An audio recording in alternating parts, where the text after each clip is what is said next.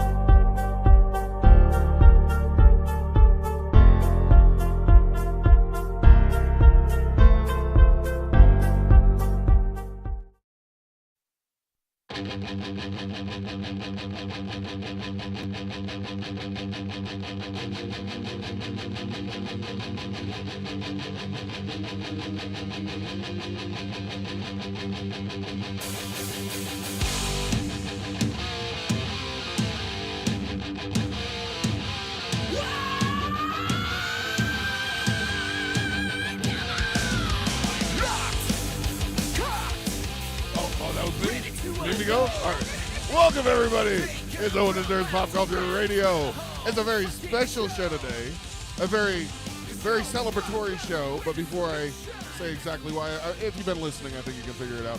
But we got the Bearded Wonder, the Balls, Genius, Bush. Let's get in there. Oh, yeah, you said it yourself. That's right. I was saying that you want us to introduce ourselves. I got introduced scolded. myself, and I got No, scolded. that's only me. He puts undue work on. Fuck this show. I just want to know, how did you skip dirt? I'm getting to him. Okay. He's the man of the fucking hour.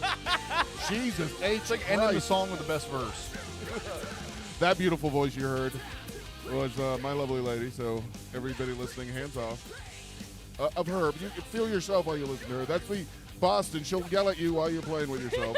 But put your hands on that like button. Oh my goodness. There you go. Like and subscribe or whatever. And shit. Wow. Dude, it's been a long week for me. My week before I get into that, I got across from me. I'm owing money, and the guy across from me is my good buddy Dirt McCoy. Yes, sir. The real McCoy. And I say the real McCoy because this man, he doesn't just have guitars hanging in his house. He fucking uses them. I know this one guy. Who like loves guitars, and he lived with me for a point, and he would I would hear him practicing. It was like boing, boing, boing, boing. But for like a year, he lived with me, and that's all he could ever do. And he has like 8 guitars, and I asked him, okay, you play anything yet? And he's like, yeah, no. So this man over here, you build your guitars, you play them. Yeah. And this weekend, you premiered your new, your tweaked new show. Well, no, this was what you guys saw was a live Practice, kind of like. yeah, sort of like a dress rehearsal. Okay. That's why we did it so far out of town. You know. All right, so people didn't blow your cover. I was surprised at how much was added. I mean, I'm talking. You probably added like another 40-50% to the show compared to what we've seen. Yeah, it went from being more of a because when you guys saw it, it was more of a rock concert with some shit thrown in between, and then what you're seeing now is a fringe performance where it's a play that just happens to have songs in it. Yeah, you did excellent. It's called Danny Feedback to the Future, and starring Danny Feedback and Dirt McCoy and Evan. What's his last name? Evan Shaffron and Caesar Marquez. Caesar Augustus. Caesar Marquez. Oh, okay. How did you get Augustus? I don't know. It sounded good. Caesar Marcus. You go up there. People And say Evan's name is up there, just so you know. Oh yeah, right there. You could have read it. Yeah. And okay. Mr. C's, yeah. That's the first time I've actually looked up there. We've been in here how long? I mean, I see it all the time. I always look at it. Well, yeah, but you just sit there and ride. I got a host. I got to look at this. Oh, okay. All right. Stir Must be nice to be not busy enough to just look around the room. I'm stirring the pot just for you, there, Bushman, because you like when she gets riled up. Yeah. Fire up. We went to the Orlando. If anybody watching live here, you can see I'm sporting some awesome buttons. This is the Danny Feedback to the Future button, which you can buy. Let me take it off. I don't know what camera to. Go put this in front of the camera for a second. Oh yeah, she's got the shirt. Brittany's got the shirt on. Yeah. We got that at the Fringe Fest, which is the other button here. The Fringe Fest button here. Camera. There you go. I don't know if any can see that. I'm trying to do stuff for the camera, right? I'm getting multifaceted involved with this show, and I love it. But we went to the Fringe Fest. We went to see your play/concert deal. Yeah. And it was excellent. I had fun. I had a lot of fun. This girl next to me, she was like, by the end, totally involved. She's yelling at y'all and shit. She's clapping. I mean, I just love her spirit and stuff. Like, I can sit there and appreciate things, and for the most part, like, if I didn't know like people I was around, I probably would have been like one of those sticks in the mud, just sitting there, not really participating. Well, would have been in the back row, but. See, the type of upbringing I had was we did and went to a lot of dinner theater where you had to be involved, whether it was Murder Mysteries or Joey Maria's wedding, which is hilarious. I don't think it does it anymore up in Boston, but it was like so great. And so it's kind of like that. Even Rocky Horror Picture Show, when they tell you to get involved and say certain things or do certain things, and this is throw kind of like that, right? at you and stuff like Yeah, that. yeah, definitely. Yeah. I've never actually been. We've talked about that on the show. I've never actually been to a Rocky Horror Picture Show, but I prefer this a lot more. I like the live action versions more than the movie theater version. And if you're worried about seeing a man in a woman's outfit, don't worry, you'll see that. Trust me. Trust me. The first time we ever did this show in 2011, which again, every year it's a different story. So it's just the Danny Feedback's Crack Rock Opera. And, like, we have 2 albums out on Spotify of the original music we've done in that show. But the first one we ever did was 2011, and the first reviewer that ever reviewed us was Billy Maines. Billy Maines, who's passed away now from Orlando Weekly. But he described us as being crack rock opera and John Waters had a baby. I can see that. Yeah. What's funny, I'm sitting there watching it, and I'm like, I get art now. Like I understand. Like I know it sounds really stupid, but I was always construction worker, dude. They're artsy fartsy people. Blah, blah. Yeah. You know what I mean? It's just kind of the way I was raised. And I never got it until I'm sitting there yesterday watching the show, and I'm like, this is cool shit. Like why do people hate on this? Like this was a lot of fun. Yeah. The fact that it started with an idea and some friends got together and said we can do this, and now they have a full-on stage show. I mean, But it's like, for me, people will be like, "Oh, what's the point?" Well, to me, the point is You're supporting your friends. Yeah, but it's not just that. I'm talking about like art in general. It's like the people that get to put this on enjoy doing it. People, taking it in get to enjoy it. It's okay for that to be the point. You know what I mean? And, like, the point just to be enjoyable. There doesn't have to be another point or reason. Exactly. That's what this show's all about. I mean, that's why people write books. I was raised, if it isn't for survival, it's fucking pointless.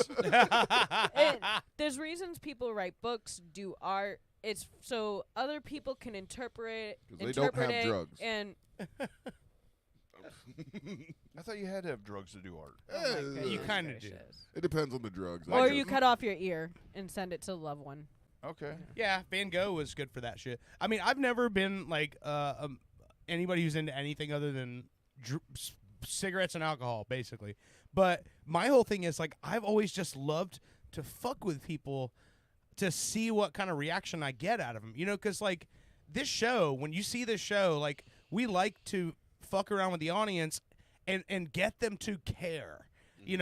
Get it to by the end of the play. What's funny to me is like, and it's always been this every year, is we started out with there's a premise and it's really stupid and it's wacky and there's all these different characters coming in, but by the end of the play, everyone in the audience is like, no, get in there, we gotta figure this out. And that's what I think is great about it. I wanted to take everything home that you gave us. Oh, I was so sad when I was like, I can't even keep the vials. The first night I seen it, I rode with Owen and may or may not have worn the stuff home. Yeah. Well, I'm pretty sure in the second segment we're gonna actually have Evan and Danny on the line to talk about the show. Okay. So we'll find out maybe after closing night. We'll get Britt a set, so she'll have the smells and the headband and the. Okay, Yeah. all right. I like the idea she just wants it for the smell. Not for the last one, but She the loved first that two I last did. one. She loved it. She just sits there watching TV often. The thing is that with the second smell, like Evan didn't say don't smell it before I tell you, so I was already like unscrewing it and But they smelling made it. that clear with the first smell. With You- the, yeah, but they didn't make it clear with the second one, but they made it clear with the third one. So that's why the second one I was like. And then he says, "All right, nobody smell. We're gonna do it together. We're gonna huff this together." So I was like, "Oh fuck, I already did." yeah. That was great. The countdown. Oh, Sound, yeah, like yeah, the yeah. THX kind of thing. It wasn't. What was it? It sounded familiar. That was Evan. Evan made that. okay. Well, good job Yeah. because it was. Evan like, used to do all of our voiceovers for Ballbusters too. Like all the basically he was our Dan Stone. Which any of you who listen to WTKS 104.1, that's our sister station. They with iHeart, Dan Stone is the magic voice guy, and he does all the voiceovers, all the imaging they call it for the station, and that's what Evan did for us. So Evan not only is a great filmmaker and a great musician, he's also just a great comedic voice guy, and he does all these different characters. Like when you hear him on Ballbusters, his voice. He just sounds like that, like rock and roll, like DJ voice guy. You know, turn it in and rip the knob off. Like he just does that voice, but it comes off so perfectly. Like Evan's just one of those guys I can call, even with the Just Okay shows we've done in the past. His job now, he's a little busier than he was before, but every year we'd call Evan. Evan, can we get videos for these 3 songs?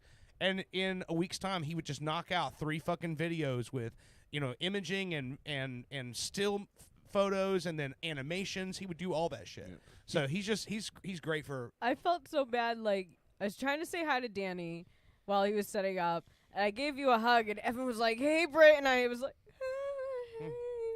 because I didn't recognize him. He hello, didn't friendly have a beard. person I don't know.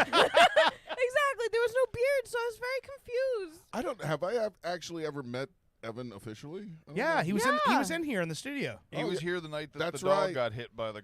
Well, I tried not to remember that night. Yeah, We that got to get him back sucks. in here. I still feel bad about that. Yeah, Yeah, all right. yeah. I His, mean, it his- is No, his but fault I my feel dog like died. I feel like that he was here another time.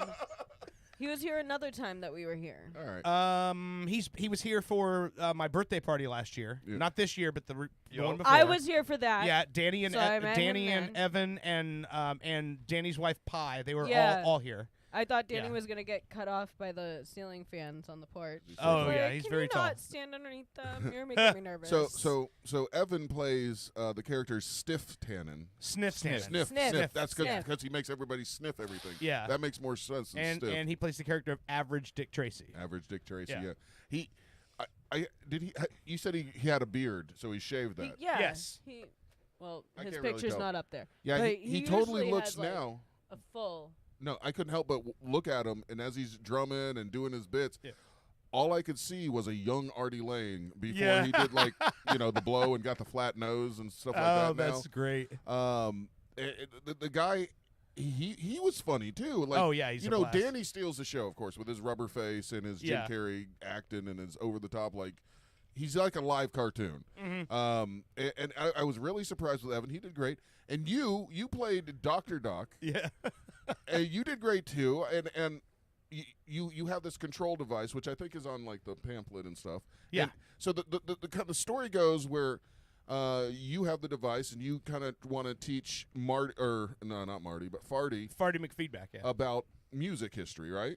Well, no, it starts with the show foot starts. pedal gets- His foot That's pedal right, gets that's right. stolen. But he learns about some music And history. well, no, the plan is for me to take, because once his foot pedal gets stolen, he can't do all the weird noises he wants to do, so we have to go back to basics and play old school rock and roll.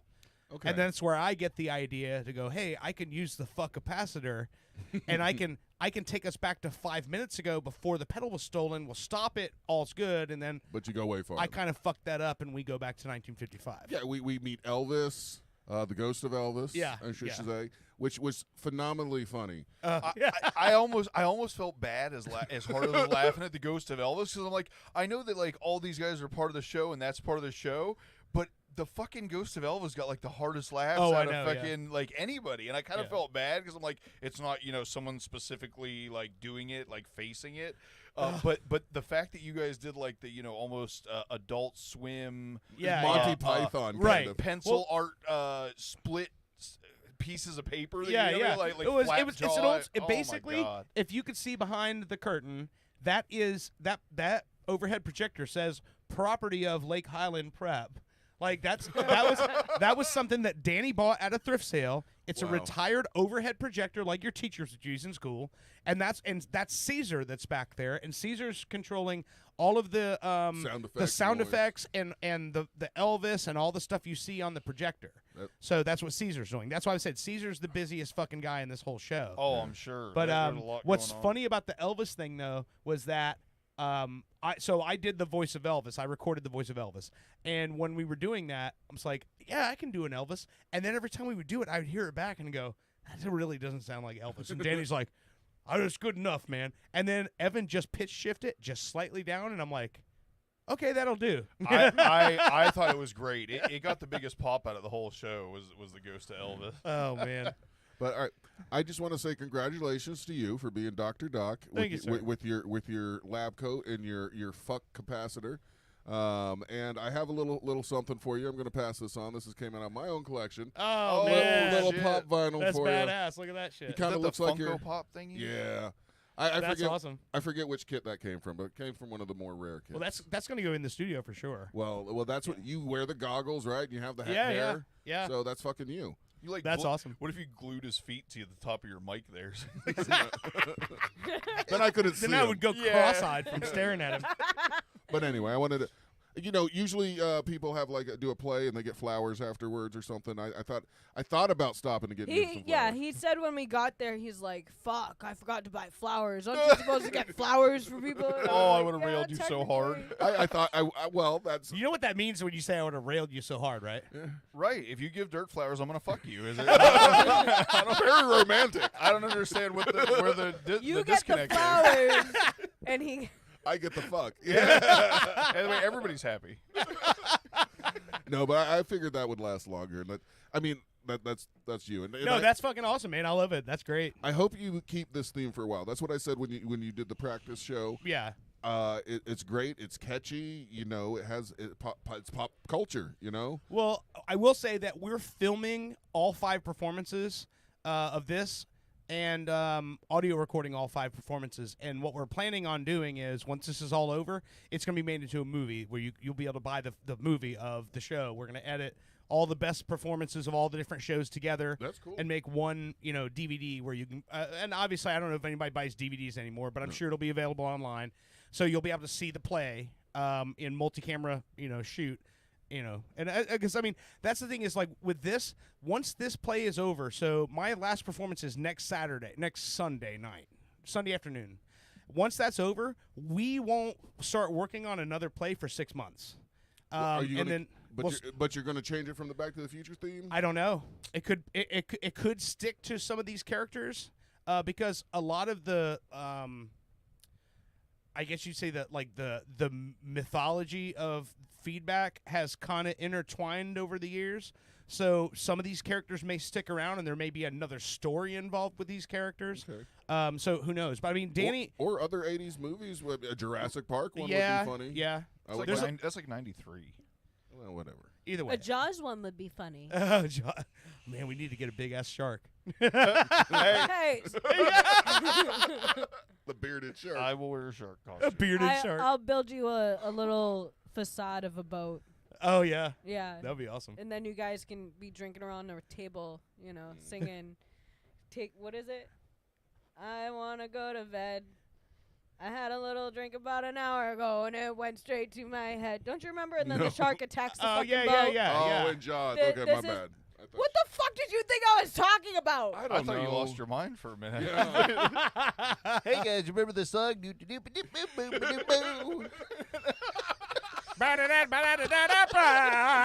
Yeah. Then Jaws attacks. You know what? Jolly Jaws would be kind of funny, like a happy Jaws. He only eats mother-in-laws. Well, no. When I was in fourth That's like grade, Milton Berle's play about sharks. when I was in fourth grade, my fourth grade teacher had a record player, and he put it in one day, and it was like some of the Beatles songs, but with Jaws. And yeah, and like it was an interview with Jaws, and then all of a sudden it'd be like, I want to hold. Why are you biting my hand? I want to hold your hand. You know? That's National Lampoons. That was actually very popular back in the 70s. Yeah. So that's probably your teacher's probably a hippie back in the day. Most But likely. yeah, but those all the National Lampoons radio shows bits. That's kind of what it was. They were, and they would do the. You read Mad Magazine before, Yeah. same canon. Still do. All the National Lampoons movies, just far out like farcical comedies. But they're if you look them up online, you can find like the clips of their records, and that's what it was. It would be like, yeah, we have an interview with the shark from Jaws. And hey, glad to be here today. And it would be a whole skit, like an audio skit of them, like they're interviewing the shark and shit. We should do that. We should start interviewing animals. What are we gonna call Beethoven? The dog? Yeah, sure. All right. I'm more interested in Air Bud, his story, man. Yeah. Overcoming cancer, losing an arm, and then becoming the biggest basketball dog on the planet. Like Yeah, that's true. that's inspiring. That really happened? Yeah. In the movie, not in real life. Yeah, he was in the movie, and then he lost an arm. Yeah. The dog? Yeah, look it up. I didn't That's remember. Yeah, I horrible. was I I don't wanna remember hear the dog this. losing a limb. That's Yeah, crazy. look it up. But okay, no, you just so after the movie was filmed, the dog's a big star. It's getting all the treats he, it wants. He Yeah. got cancer and he, He lost an got arm. cancer and lost an Fuck arm. cancer, man. Yeah. But he still could play basketball with that one arm. I don't see how he Hey, can man, play Will- basketball with it, where but he there's can a play will- fetch with it. Where there's a will, there's a way. Exactly. That dog's like, hey, man, I got to still dunk this shit. I said he could still play fetch with that arm. I get it. Yeah, you could go. Yeah. Thank you, Bushy. We're on the same page somewhere. Anyway, no, I was saying earlier, I'm a little tired now. Like I've had the rough week, and I totally forgot about it. I'm on camera too, aren't I? The week started off with the. Can you tell I kind of shaved my eyebrow off? Oh, shit. Oh, wow. Why do you do that? Well, okay. He got a new. Let me answer. Okay, so Britt, what happened? He got a new trimmer, and he put it down to where he normally does, and just and it took it off because it was lower than normal. Dude, it sucked because I had a big job on Monday too, a big important job Monday, and it's Monday morning. Got up early, did some stuff on the stinking computer. The kid got up. I had to deal with him. I'm like, I gotta go get ready, and my eyebrows look a little bushy. I'm an old man. I'm like, oh, I gotta trim these. Gotta look good.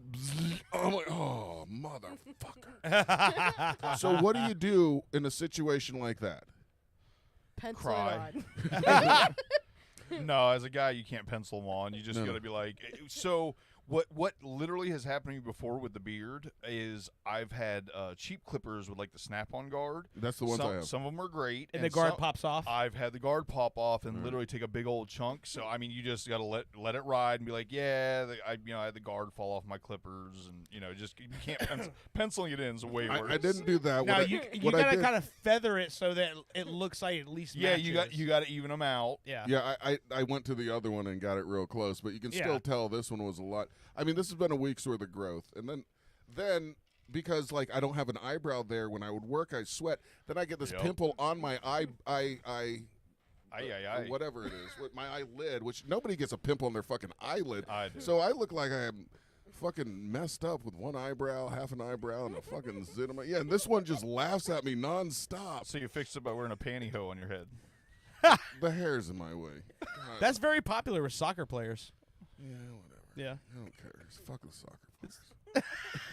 I cut my eyebrows like every 2 weeks, but I do it straight up like the barber does it, where I take the comb. Like I've got to a point I don't use guards at all anymore because I've had them fall off. So I freehand everything with no guard. I'm just like, meh, meh, meh. But I'll take the comb, and stick it down through the eyebrow, and then pull it so they stick out, and then you just take the no guard shaver and. Meh, meh, meh. I didn't mean that about soccer players. I apologize to soccer players. I'm just grumpy. Yeah, with the kids, I love the kids, but our life has really been just like nothing but yo gabba gabba. And today, I'm like, had a song in my head, and I'm like, what is this fucking song? And she's like, that's what you were listening to on Yo Gabba Gabba the other day. It's like, No, it's like featured on there, like constantly. So it's not just like once in a blue moon here. It's like every other episode you hear this song. but I mean, they've got a lot of songs that actually go through my head, which I don't vocalize. Like, it's fun to ride a bike. I like that one. The one about breakfast, I love that. I'm sure that resonates with people. Well, it resonates me because, I mean, that's all I fucking hear anymore. But anyway, it's good to come here and cuss a little bit more than I normally do with the kids and drink a few beers. So it's great. And last night was such a treat for both of us. Like I said, not to suck your dick anymore, but it was good getting out without the kids. I'm glad. Seeing that and seeing her have so much fun, there. So yeah. We've got the buttons, and we don't have to buy another button to get into Fringe. No, right? no, It's no. one no. button. If you got the button, you can come. You just buy the ticket, and you're good. We might have to check it out again. If you're listening, like and subscribe. Make sure you do it to the Facebook page. I'll update some stuff if we go again. Maybe you can join us, and we can giggle Does together. somebody comment? Or is that just like No comments. Yeah. Nobody cares. Nobody cares. I'm not home, and I guess Derek King is not watching. Hey, the reason I asked was because I've had a couple people that I know that have started listening to the show, and they're like, No. Is your comment section live? Because I'll comment, and then nothing. You guys never address The it. last show, when there was no sound for like the first half of the first segment, or the first like 10 minutes. I I'll fixed say. it though. That's because I saw your comment. I commented, and then I sent him a message, and then I sent you 2 messages, one to text message and one to Facebook messages, and then I finally went to you, and I was like, no one's looking at their fucking phone at this point, and I know you always check yours. No, and I was because like, if you had looked when you sent that shortly after, you would have seen my back because I was over here trying to figure out why, and I figured out why. It's I fucked up a little bit. I was recording audio. It just wasn't going through YouTube or through the stream because I selected the wrong audio. But yeah, long story. I no longer look at my phone messages during the show because last time I did, my dog died. yeah, understandable. But still, I was like trying to get a hold of everybody to be like, you guys are cracking up laughing. Like in my head, I'm thinking, you guys are cracking up laughing. I want to fucking laugh with you. There's no fucking sound. we do the best shows when there's no audio. Oh yeah, But it's for us anyway. So it's not for I you. was thinking after doing the rap segment where I broke down the songs and I kind of want to get a laptop or something, and then maybe I can address the comment section a little. You know what I mean? A little bit more because I'll have one right here. I'll be honest. I thought the word dance was going to come after that, but because I was going to go. Oh, and kind of. I guess we can make that happen, but it's a small room. But sure, Bushy. That's what it takes. Renegotiating your contract a little early, but yeah, we'll make that happen. Oh my goodness. He gets the rap song on the Spotify. I was gonna say I want a button, a beat, and a lap dance. All right. Oh my god. We'll draw straws. I'm not drawing a straw. I don't want you anyway. Wow. Bushy. Well, I mean, if you want to, go ahead. I'm not going to stop you. I'm just saying you wouldn't be my first choice. It's called reverse psychology. That's goddamn. Douche. I heard that. Shit just got real as fuck for all of a sudden. I mean, that was. We got the cameras on. Let's. I'm just kidding, my dear. No, we'll get kicked off of YouTube for that for sure. What if I dance? Oh no, naked guys are funny. All right. Well, today is May 18th. Today is Cheese Souffle Day. Just want you guys to know. Before you go into that, can I just say something real quick? Yeah. I saw a documentary this week called "A Complete." I'm trying to think of this exact title. A complete documentation of my sexual failures. It's the name of the documentary. And it's this English guy who his girlfriend breaks up with him, and so he makes a documentary where he goes and interviews all of his ex-girlfriends because he's been dumped by every single girl he'd ever dated, and so he's interviewing all of his ex-girlfriends in this documentary to figure out why he's so shitty as a boyfriend. It's fucking hysterical because some of them won't even open the door. They're like you fucking left me standing outside of a bar. And he's such an asshole apparently. But one of the things he does is he decides to go to a dominatrix to have her like beat Punish him? into submission. And like me and Heather, first of all, are watching this documentary, and it's thoroughly entertaining. But then when he's at the fucking dominatrix, it's like full on male nudity, and she's like whipping the shit out of his dick and balls with a fucking whip, and then grabbing his nuts and twisting him. And she's like, wow, the British really like to show cock and balls in movies. And I'm like, I thought about it. I was like, yeah, you don't see a lot of dick and balls in American documentaries, but No. this guy, yeah, they What's showed up it with all. that? I don't know. It is funny though. I mean, you've seen Walk Hard with Dewey Cox, right? Oh yeah. Remember when he's in the hotel room talking to his dad on the phone, and it's just nothing but dicks walking past him? The one that God, what was it? Road Trip? National Yes. Lampoon's Road Trip or something, where the actual like extended uncut version where they got just black dick running through the cornfield like 2 minutes straight. Yeah. All right, well, I rewound that so many times. Do you know the show Hair?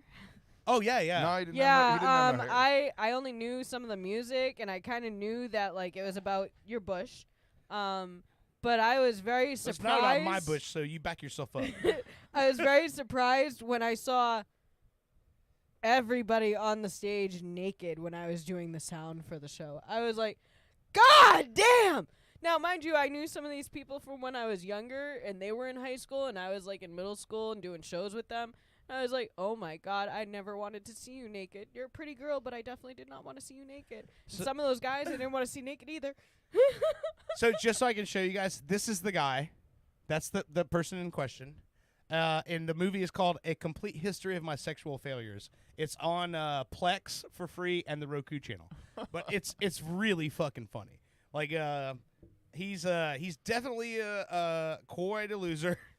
And yeah, it's definitely worth watching. all right. Well, back So to my this days. This day.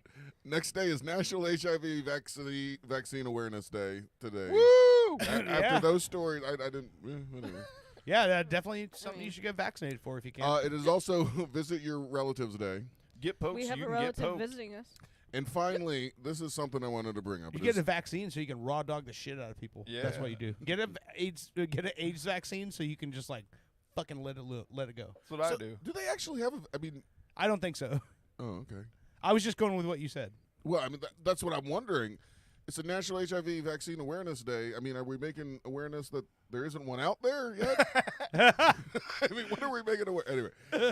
But the final day that May 18th is No Dirty Dishes Day. And We have some.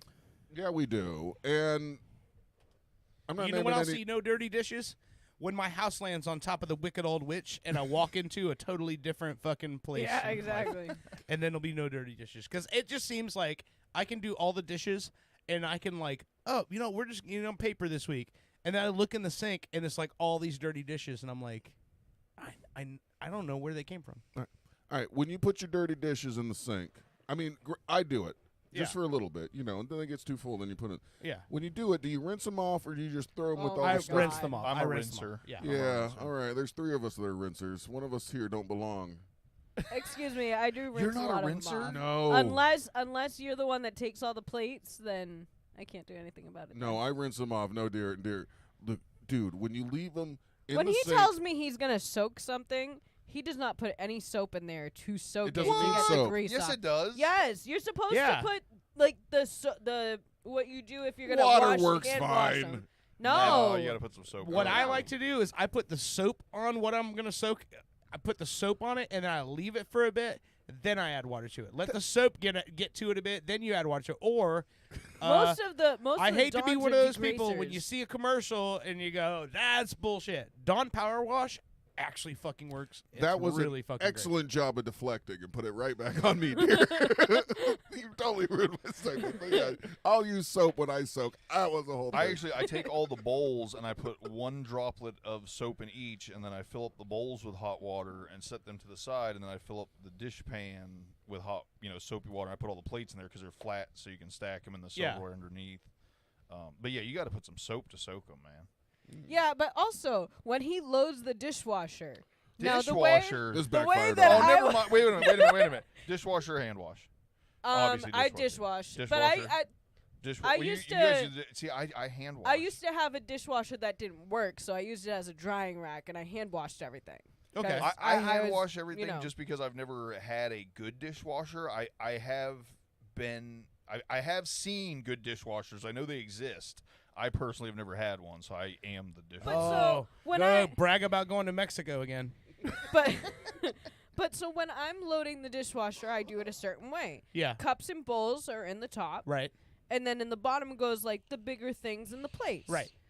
This motherfucker over here puts whatever wherever the fuck he feels like. I Wherever find it like fits. kids' plates up here. I find cups down here, and like there's no like rhyme or reason of how anything fits in there. I'm like, what the fuck? If I filled the top section, then I might put a couple of things on the bottom. But no, this is what goes on top. This is how it's supposed to go in there, and that's it. Brittany, you Well, know you- how much I love piling on Owen here, but I'm kind of hearing Owen does the at dishes. least he's putting dishes in the dishwasher. Thank you. I rinse a lot of stuff out, I'll tell you. I just and I know. put water in stuff too. I just know that how you load a dishwasher needs to make it into the title of the show because that's what people are really looking for in today's entertainment. No, I'm just saying it's annoying when I go to load the dishwasher and there's caked on, dried on stuff on my dishes and I have to scrub on them. And I'm like, woman, why can't you just wash them off before you stick them? Maybe it's the boy. Maybe it's the boy. Uh-huh. All The right, boy doesn't shove a lot of like we let him eat at the counter if we're not all eating together, Yeah. and we give him Chef Boyardee. Maybe it's the boy. We give him plates that have like chicken tenders and ketchup, Yeah. and he'll finish his food and then just shove it in there.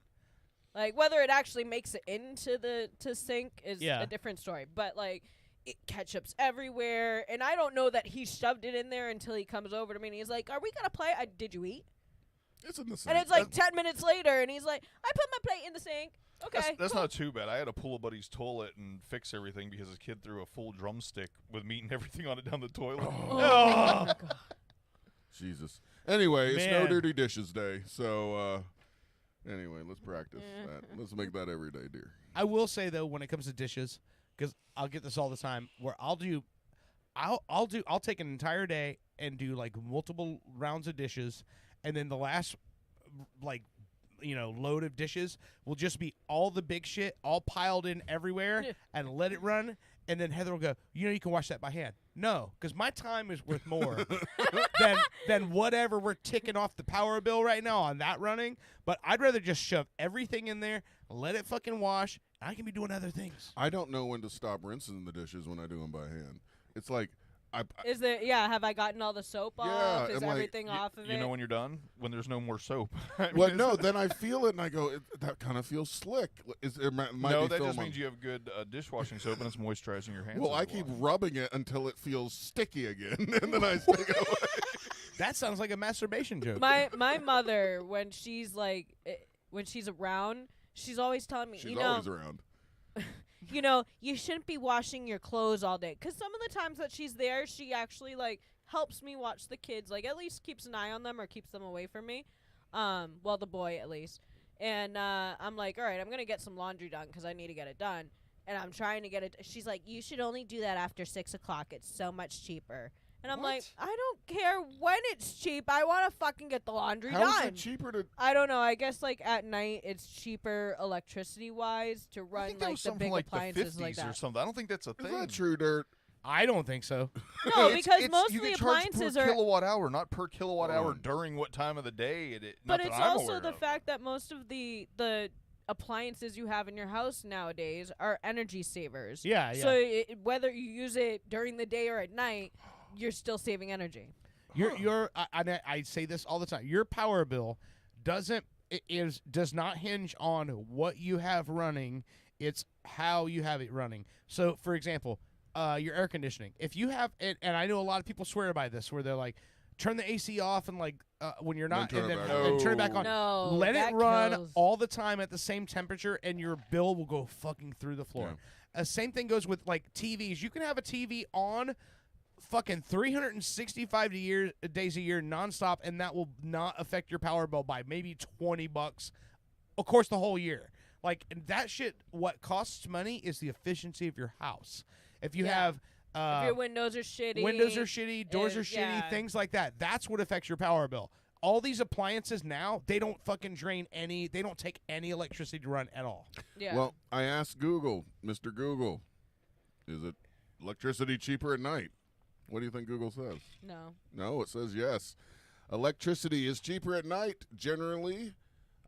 This is due to reduced demand, leading many providers to offer lower rates during the off-peak hours.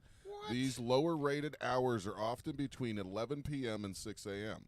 Oh, then I'm 'Cause really they- saving on yeah. my video games. Because You're saving on nobody's video really games? awake at that time, so you don't have lights running. You're not doing, so Yeah. many things. It's still odd though. The only thing that makes logical sense is it's like literally their business has dropped off, so they're like, "Oh, we'll give you a deal so more people use more power at this time." Yeah. To even Well, out if the that's the drop-off. case, then I want to see the algorithm of what they're charging me. Yeah. Yeah. Show me the exactly. breakdown of how Yeah. many of these kilowatt hours were used.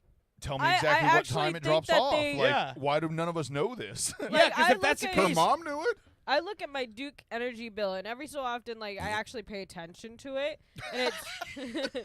I just pay it.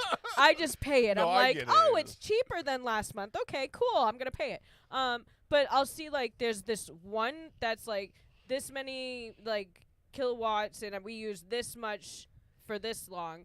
And then this one says like this much kilowatts, and we use this much. You So look at the I bar graph, think- and if there's a spike, you're like, "What the fuck?" yeah, but I think they do charge you differently at certain times because there's at least two different like things that says I ran this much power at this time and this much power At that rate. at Alright. these two different rates. All right, the reason we don't know about it, because we have Duke around here, right? You Yes. Yeah. And Yeah. also, can I just say, if you have natural gas in this town and power, can we just talk about the names of these companies? I know, the People's Gas. Duke Energy and People's Gas. Duke Energy sounds like something I have to work up to take a shit. Right. I need to power up my Duke Energy so I can push this shit out. And then People's Gas. I thought it was a company like collecting people's Duke and turning it into energy somehow. I'm like, this is fucking brilliant. And I'm like, I go to the website. This is like in 2004 or something. I'm like, duke.com. And sure enough, I couldn't find anything about how they take Dookie and turn it into power. So That's a furnace. The world's worst furnace. Also, I just want to say real quick, breaking news. Tyson Fury was defeated for the first time in his professional career tonight. Uh-oh. Just now by Alexander Usyk from Ukraine. This was for the first undisputed heavyweight champion since 1999. Because it's the four-belt era. It goes back to the 70s where there's four sanctioning bodies, four champions. So for the first time in 25 years, one man holds all four belts, and it's Alexander Usyk. Oh, wow. Tyson Fury has never been beaten in his professional career. He lost his first fight tonight. And Jeez. So this Usyk guy is Usyk a holds fucking all four monster, belts. huh? Yeah, he's got it. I mean, there's been a lot of play between the two of them for the last 3 years or so trying to make a fight happen, but there's always been scheduling conflicts. So they finally got a chance to fight today in Great Britain, which is why the fight just ended now.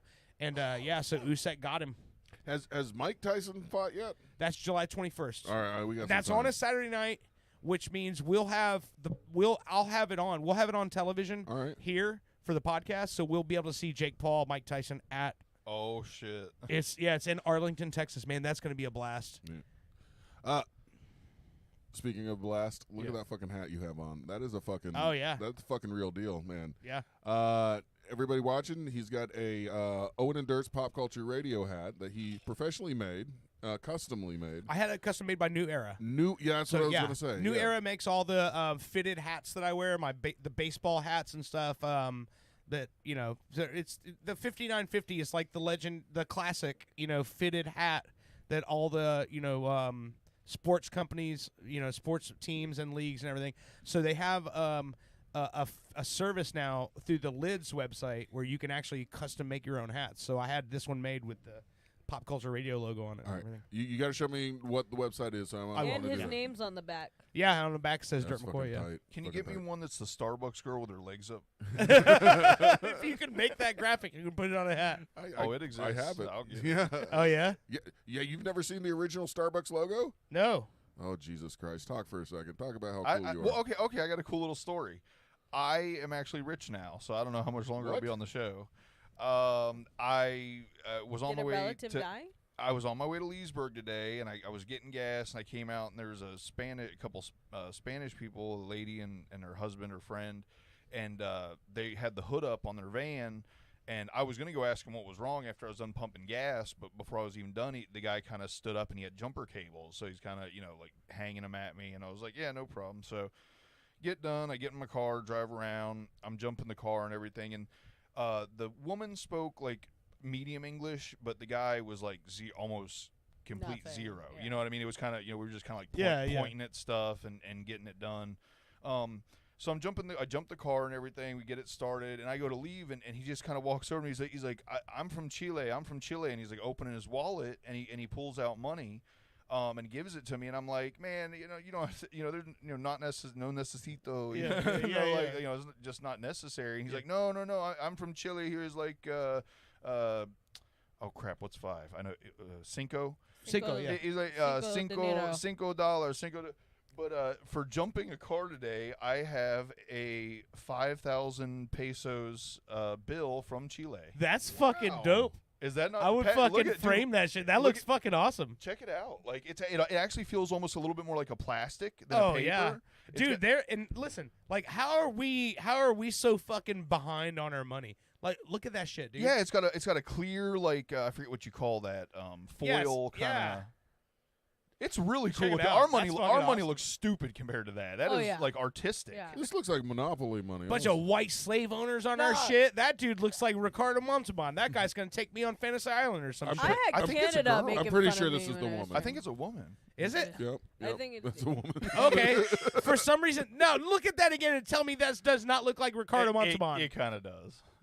Fantasy Island, remember? Yeah. Yeah, look, that's him. But I swear I have the most random shit happen to me. How did I get a 5,000 pesos bill from Chile for helping someone jump their car? That's the original That's one. the original logo, titties and all. Oh man, that's awesome. Spreading their legs, fish legs. Fish legs. Yeah. I mean, what else were you going to do? Fishes with don't that? have legs. So you get fish sticks. So, all right. When we come, we're going to take a break because I need another beer. When we come Okay. back, I have something to talk about when we come back. what the fuck is that voice? I like it. I don't know. I want to spank that voice. Are you married to Bart Simpson? I no longer want to spank that voice. Bart Simpson is voiced by a woman now. So. That's Yeah. true. Yeah. I want to spank him again.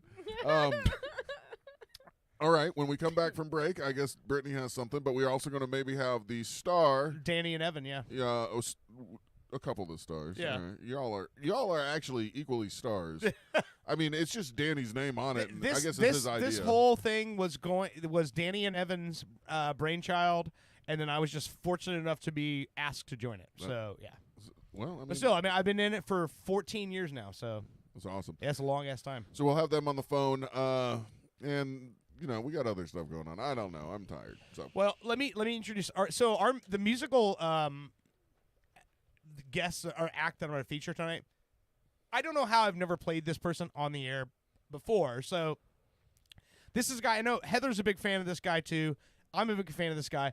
This is the music of R.L. Burnside. I'm not sure if you've heard of this person before. he wrote Goosebumps. No.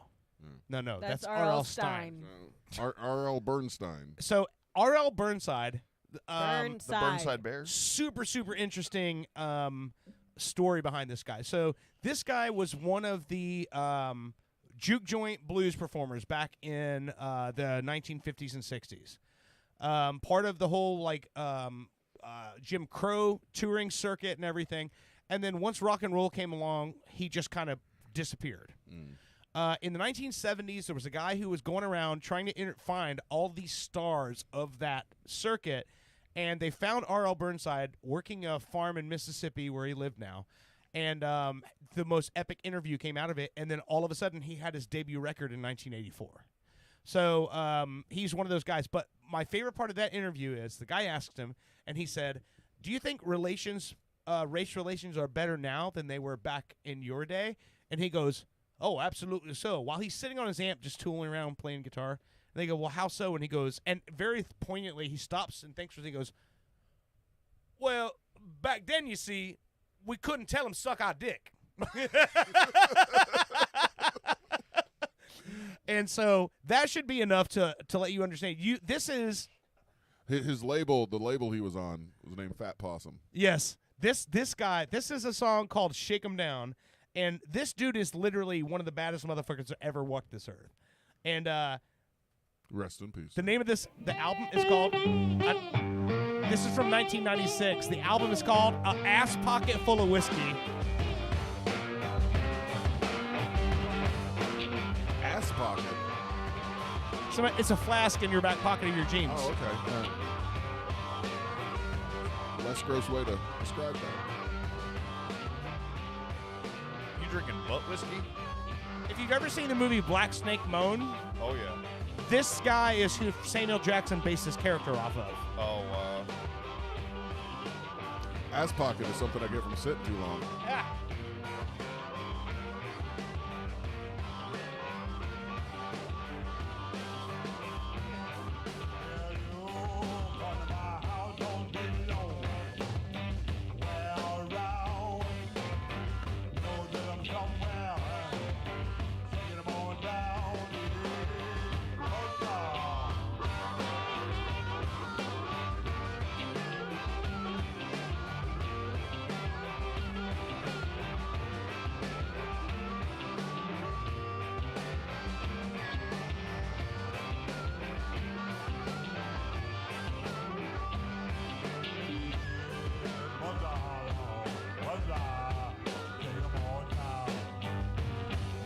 I'm rethinking I should have picked a better song for this. I'll pick another one. It's all right. It's good. I mean, I want a beer. All right. like It the beat. it makes me want a beer. You're listening to Pop Culture Radio. We'll be right back.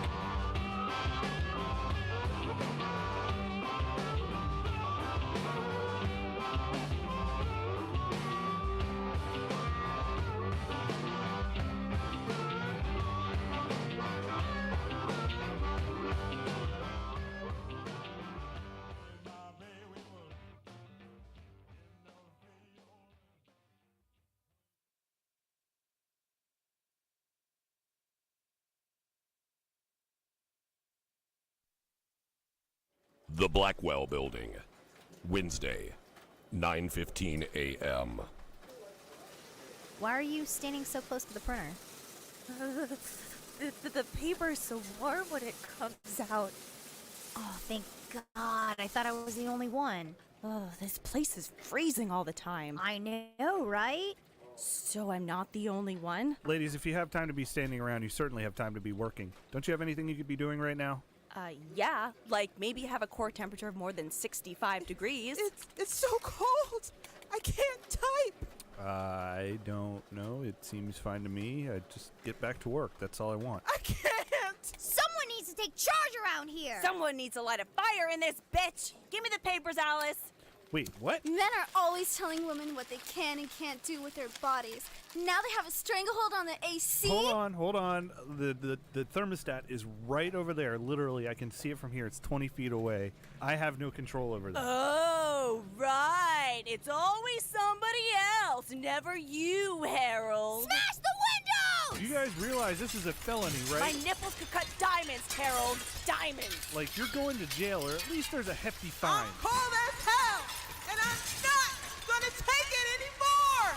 Did you know male-controlled thermostats are the #1 leading cause of workplace violence? Don't be Harold. Always keep your thermostat set to 82 degrees. It's the only way to stay safe. The twilight years are the best years of your life. But you might not know that if you're just watching TV. Hi, I'm host Chris Christopher. And I'm Neil Scheinfeld. Getting older offers insightful commentary and wisdom to those of you enjoying your last years. We understand you have, at best, 4 more years left. Getting Older shows old people, not unlike yourself, doing things exceptionally better than you. Drop us a line to be featured on the next episode, and do it quickly, sooner rather than later. Time is a precious thing, and so is tuning in to Getting Older. You've seen the phenomenon of making a murderer. Now it's time to go a bit deeper. Super TV3 now brings you Making a Shoplifter, the documentary tale of a man accused of an unspeakable crime. Do you know why we brought you in? No. Oh, you know what you did? No. You stole something. I ain't stole nothing. What was it? I ain't stole nothing. Yes, you did. I bought this with 2 quarters. I had 'em the whole time. What did you steal? Nothing. The riveting drama. I don't know who planted them crumbs on me, but they don't want me out of this security booth. The shocking admission. Hey, hon. Yeah? What you doing? Nothing. What you doing? I don't know. Yeah? Well? I don't know. Yeah?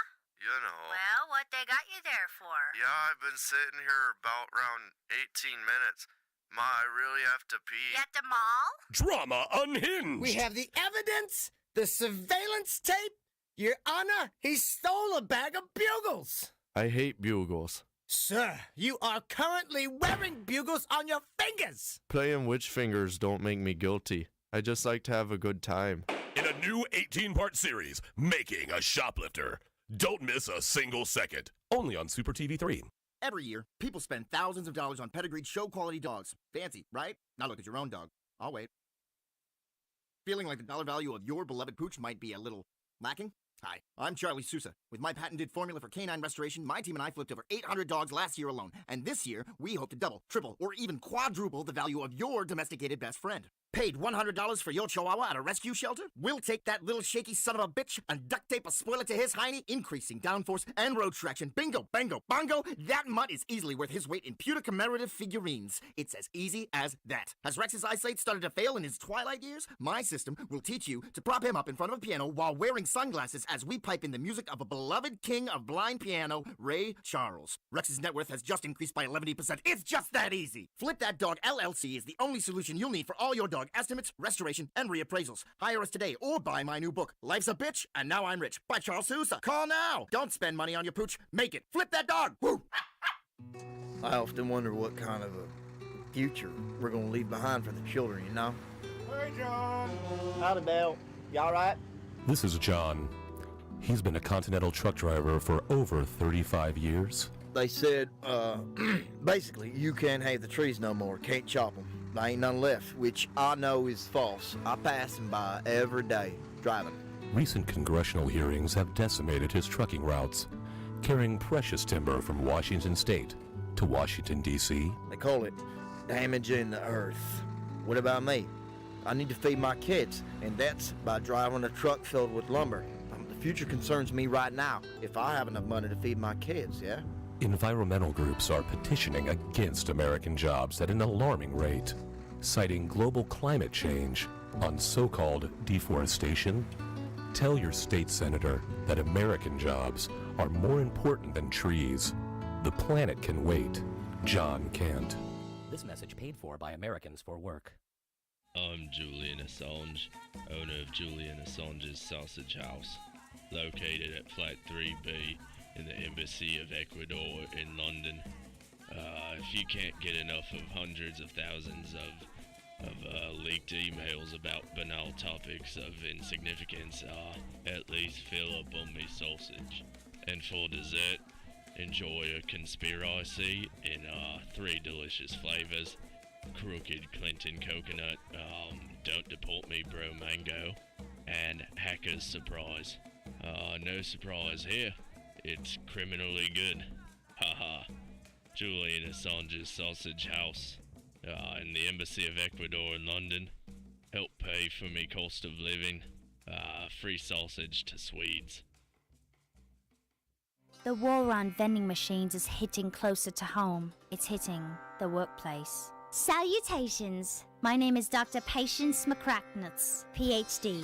Reap the benefits of healthy living with Dr. McCracknuts' line of tasty vending comestibles. And because Dr. McCracknuts knows a thing or two about those mid-afternoon doldrums and lethargy, we have started dispersing vitamin B12 syringes in all of our vending machines. Lift your spirits and carry on, ladies and gents. Your hunger just met its worst nightmare. Dr. McCracknuts. Coming to a vending machine near you.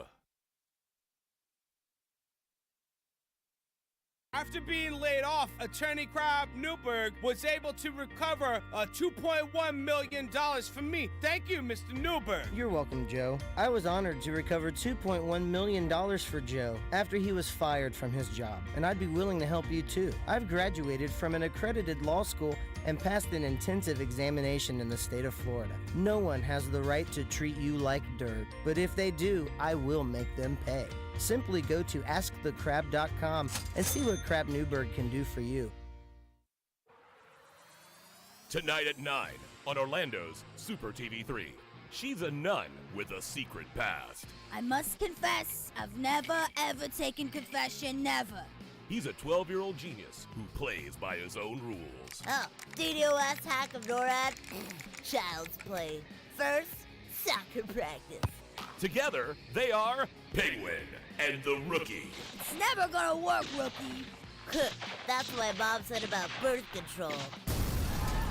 Two paths, one journey, where salvation and puberty collide. Defuse the bomb already, honey.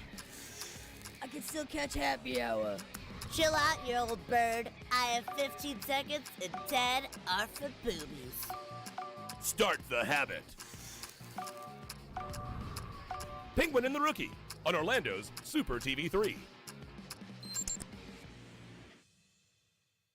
After I got food poisoning from hamburger paste and McFrugals, attorney Crab Newberg was able to recover $6,900 for me. Thanks, Mr. Newberg. You're welcome, Cinnamon. I was honored to recover $6,900 for Cinnamon after her severe food poisoning, and I'd be willing to help you too. I've graduated from an accredited law school and passed an intensive examination in the state of Florida. If you've been given a raw deal from food paste, simply go to AskTheCrab.com. With Crab Newberg, you've got a case.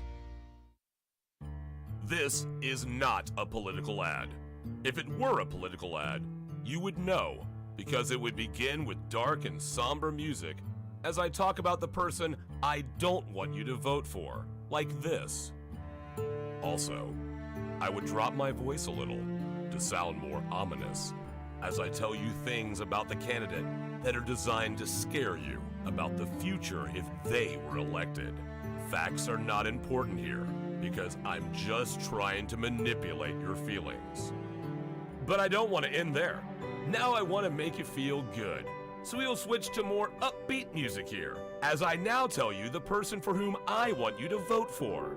Again, facts are not important here. We will just say things like our candidate will provide better schools and lower taxes and puppies and kittens for all. Finally, if this were a political ad, you would hear a statement about who is paying for this, like a political action committee, which raises millions of dollars from the very wealthy with hopes of getting you to vote for the candidate that they think will benefit them the most. The Phillips File is responsible for the content of this ad about the making of a political ad.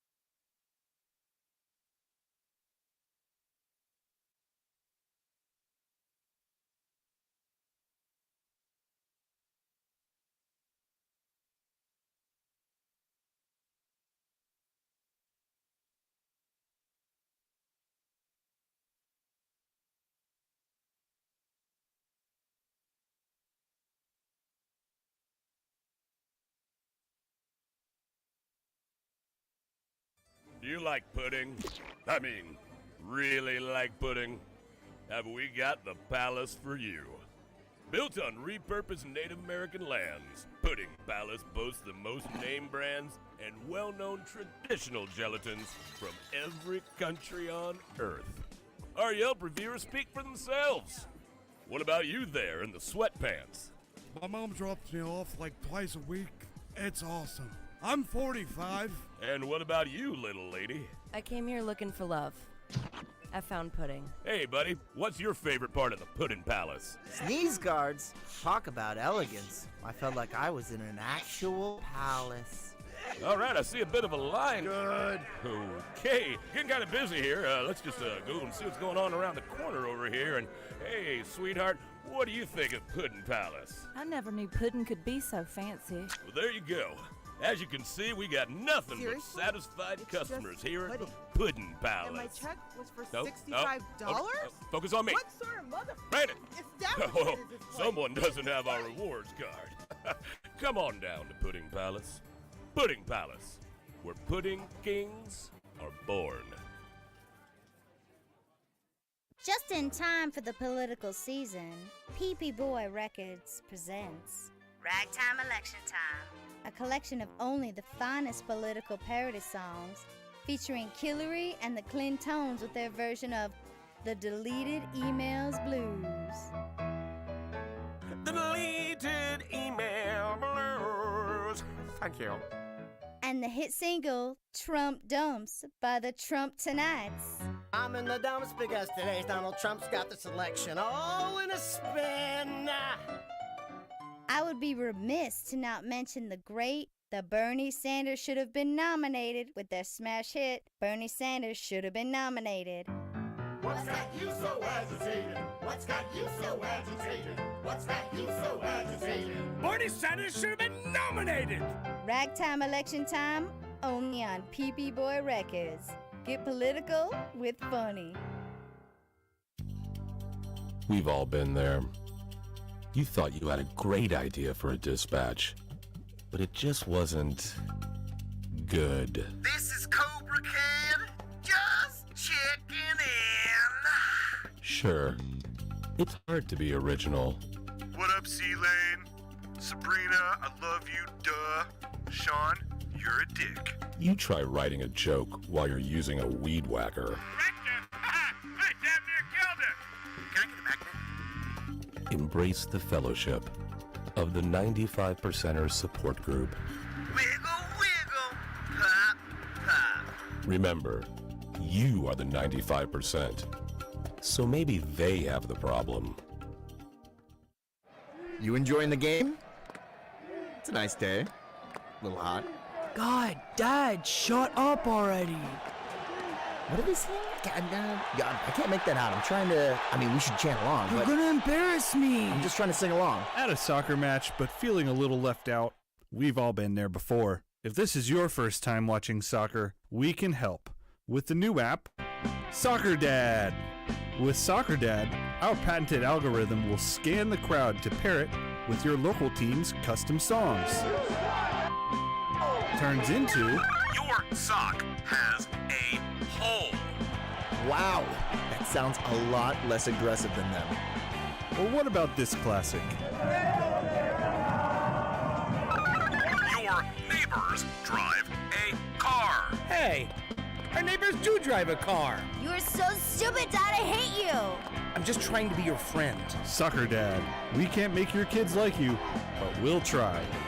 From the makers of Sicker. Take things to a new level upon Wii with the first annual French Riviera Games. Events include cigarette smoking, depressing filmmaking, scouting, esoteric performance art, and moustache. Fun for the whole family. We will have disinterested mimes that will challenge your child's sense of existential security. And a bounce house. A special appearance by over 50 Serge Gainsbourg impersonators. And Jean Reno. Check out our midway games and events. And baguettes. The French Riviera Games. Where the wine flows like the river Rhone. Coming to an empty field near you. Builder's blocks. Hey, I'm Shay, owner of Builders Blocks. We get it. January? New Year's resolutions? No one has time for that. Right now at Builders Blocks with a Z, Central Florida's most ripped gym, we pay you. We literally will pay you and you won't have to work. It's simple. Join and bring 2 friends. Sound easy? It is. We'll even pay you more if those friends bring friends. Stay swole with the pros, only at Builders Blocks. Discounts of pre-approved groups of 5 or more.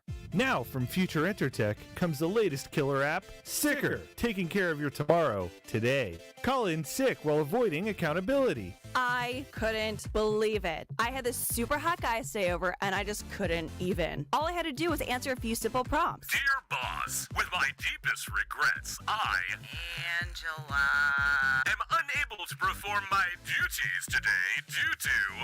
No, I'm sick. Stomach, headache. I'm sick. Sincerely, Angela. Sicker's patent-pending algorithm is designed to give you a hassle-free day off whenever you need it. I woke up with a case of anal glaucoma. You know, I couldn't see my ass going to work today. Let me tell you, Sicker's a real life changer. Dear boss, with my deepest regrets, I am unable to perform my duties today due to... Johnny, you gotta get a hand. See what this hand does. All right, let me get a shot. Shots for everybody. Sincerely... Sicker, taking care of your tomorrow, today. New from the makers of Sicker, the hottest craze in passive messaging technology, Singstagram. You speak it, we sing it. For all the good times, Congrats on graduating. Congratulations on your graduation. and the not so good times. Sorry to hear about your loss. Ooh, your grandma's dead. Sorry for your loss. When you have a song in your heart, but you can't quite get it out. New phone, who dis?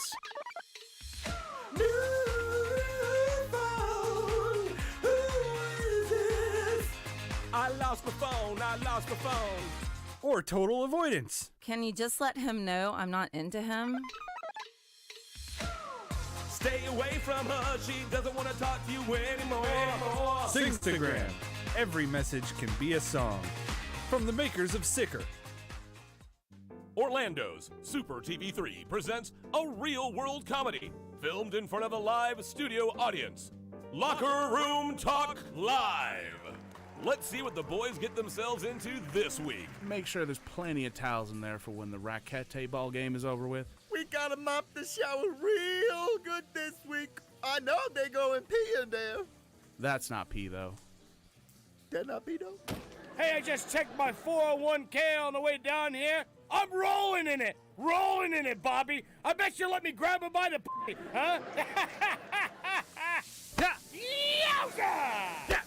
You should be so lucky I get my hands on your mother's you son of a bitch. Holy moly. You goddamn you have offended me, sir. Hey, I'll stuff you back in there like a goddamn bowling ball. Oh, yeah? Well, your mother has the size of her and if you don't like it, you can take it and shove it way up your... Stop touching him. I'm the stork. Your mother. I'm the stork. Oh, they're horsing around for real. Oh. Tune in at 8 to see what people are willing to accept this week. Locker Room Talk, tonight at 8, only on Orlando's Super TV3. Have you ever been hungry? Boy knows I have. And sometimes you just don't know where to go. That's why I started Steve's House of Food, where you can get all your favorite foods. Located in my house, Steve's House of Food has all your favorite foods like chicken, nacho, beef, bean, beets, bread, pan-seared foie gras with a Merlot reduction served on polenta, and snacks. Steve's House of Food, where your favorite foods are now also my favorite foods as well. Please come to my house. Please. Coming soon to the parking lot of a mid-level amphitheater near you, it's the Out of Touch Music Festival. Do you like spending the entire day in the hot sun thinking, oh yeah, I remember them. They toured for over 30 years and now you'll wait over 30 minutes to hear that one song. They couldn't replicate their initial success, but they didn't break up. Each act guaranteed to have at least one original member. The Out of Touch Music Festival. It's not that new music is bad or you're too old. It's both. Yesterday's realities or today's fantasies. Hey, I'm Hetty Violet, caretaker of Astor Farms, Florida's newest and oldest rentable bed and breakfast. Astor Farms hasn't been updated nor upgraded since its construction in 1845. With no running water or power, you'll be able to live like your ancestors did, but on today's dime. If these testimonials don't sway you, nothing will. June 12th, 2014. My wits are failing me. I feel a constant hunger for the unattainable, and a thirst that cannot be quenched. I feel a presence watching me in the darkness. A creature, a trapped soul, somehow dodging the light of this flickering candle.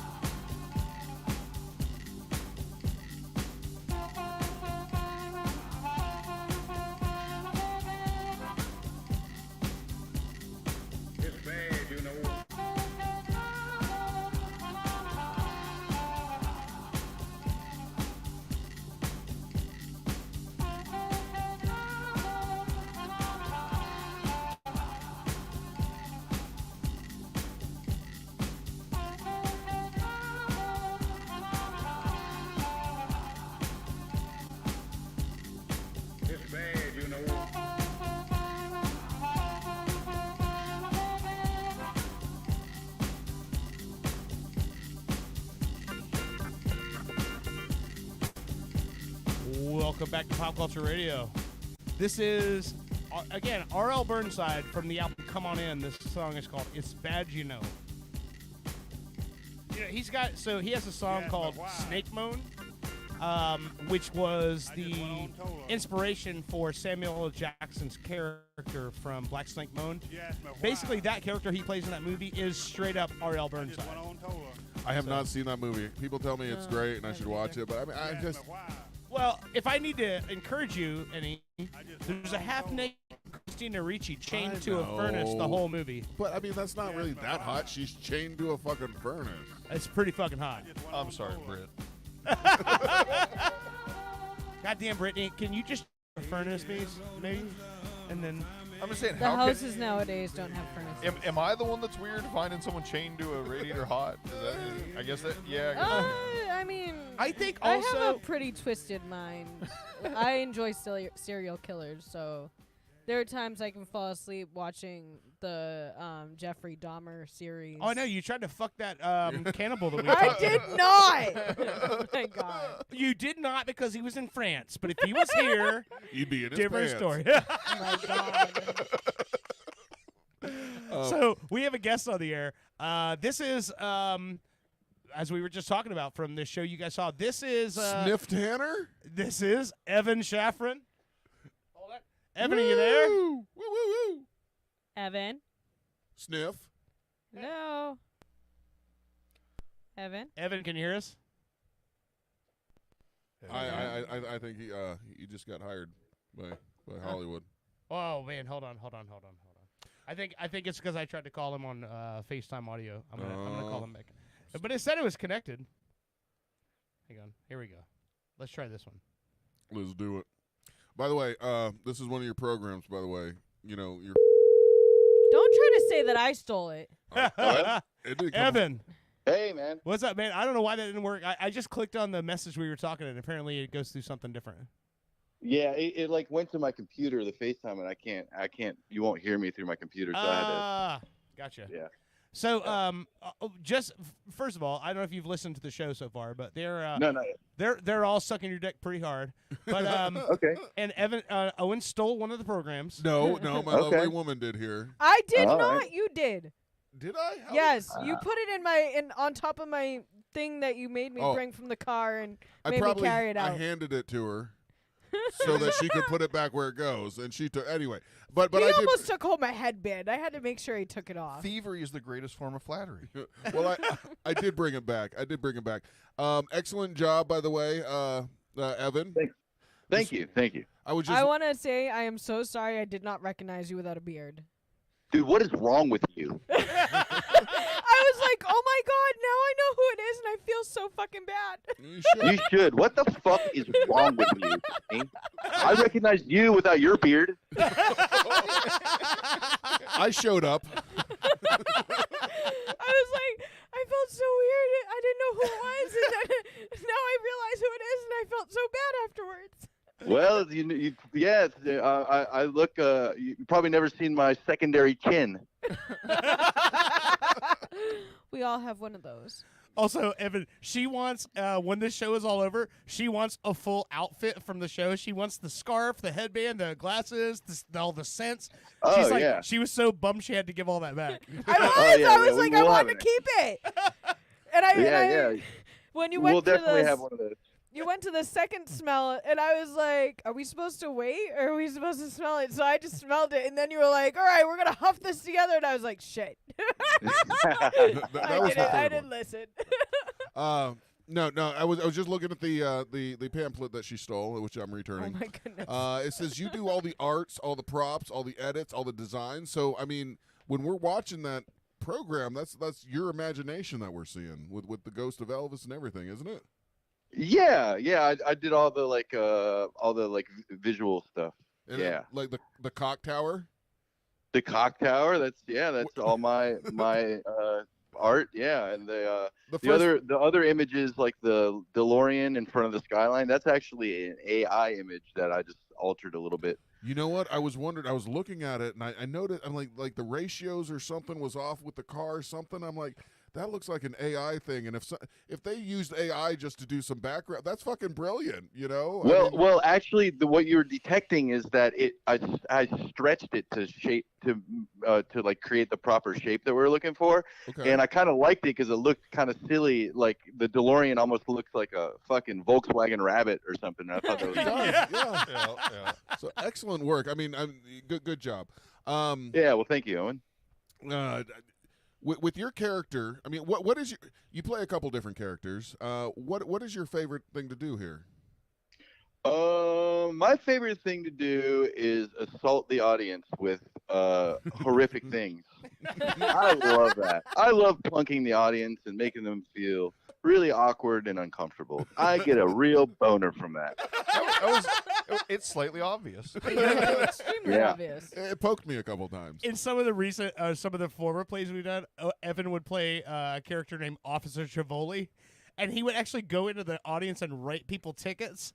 And he would also wrap them in caution tape. Well, do you remember what I would ticket them for? No, what was that?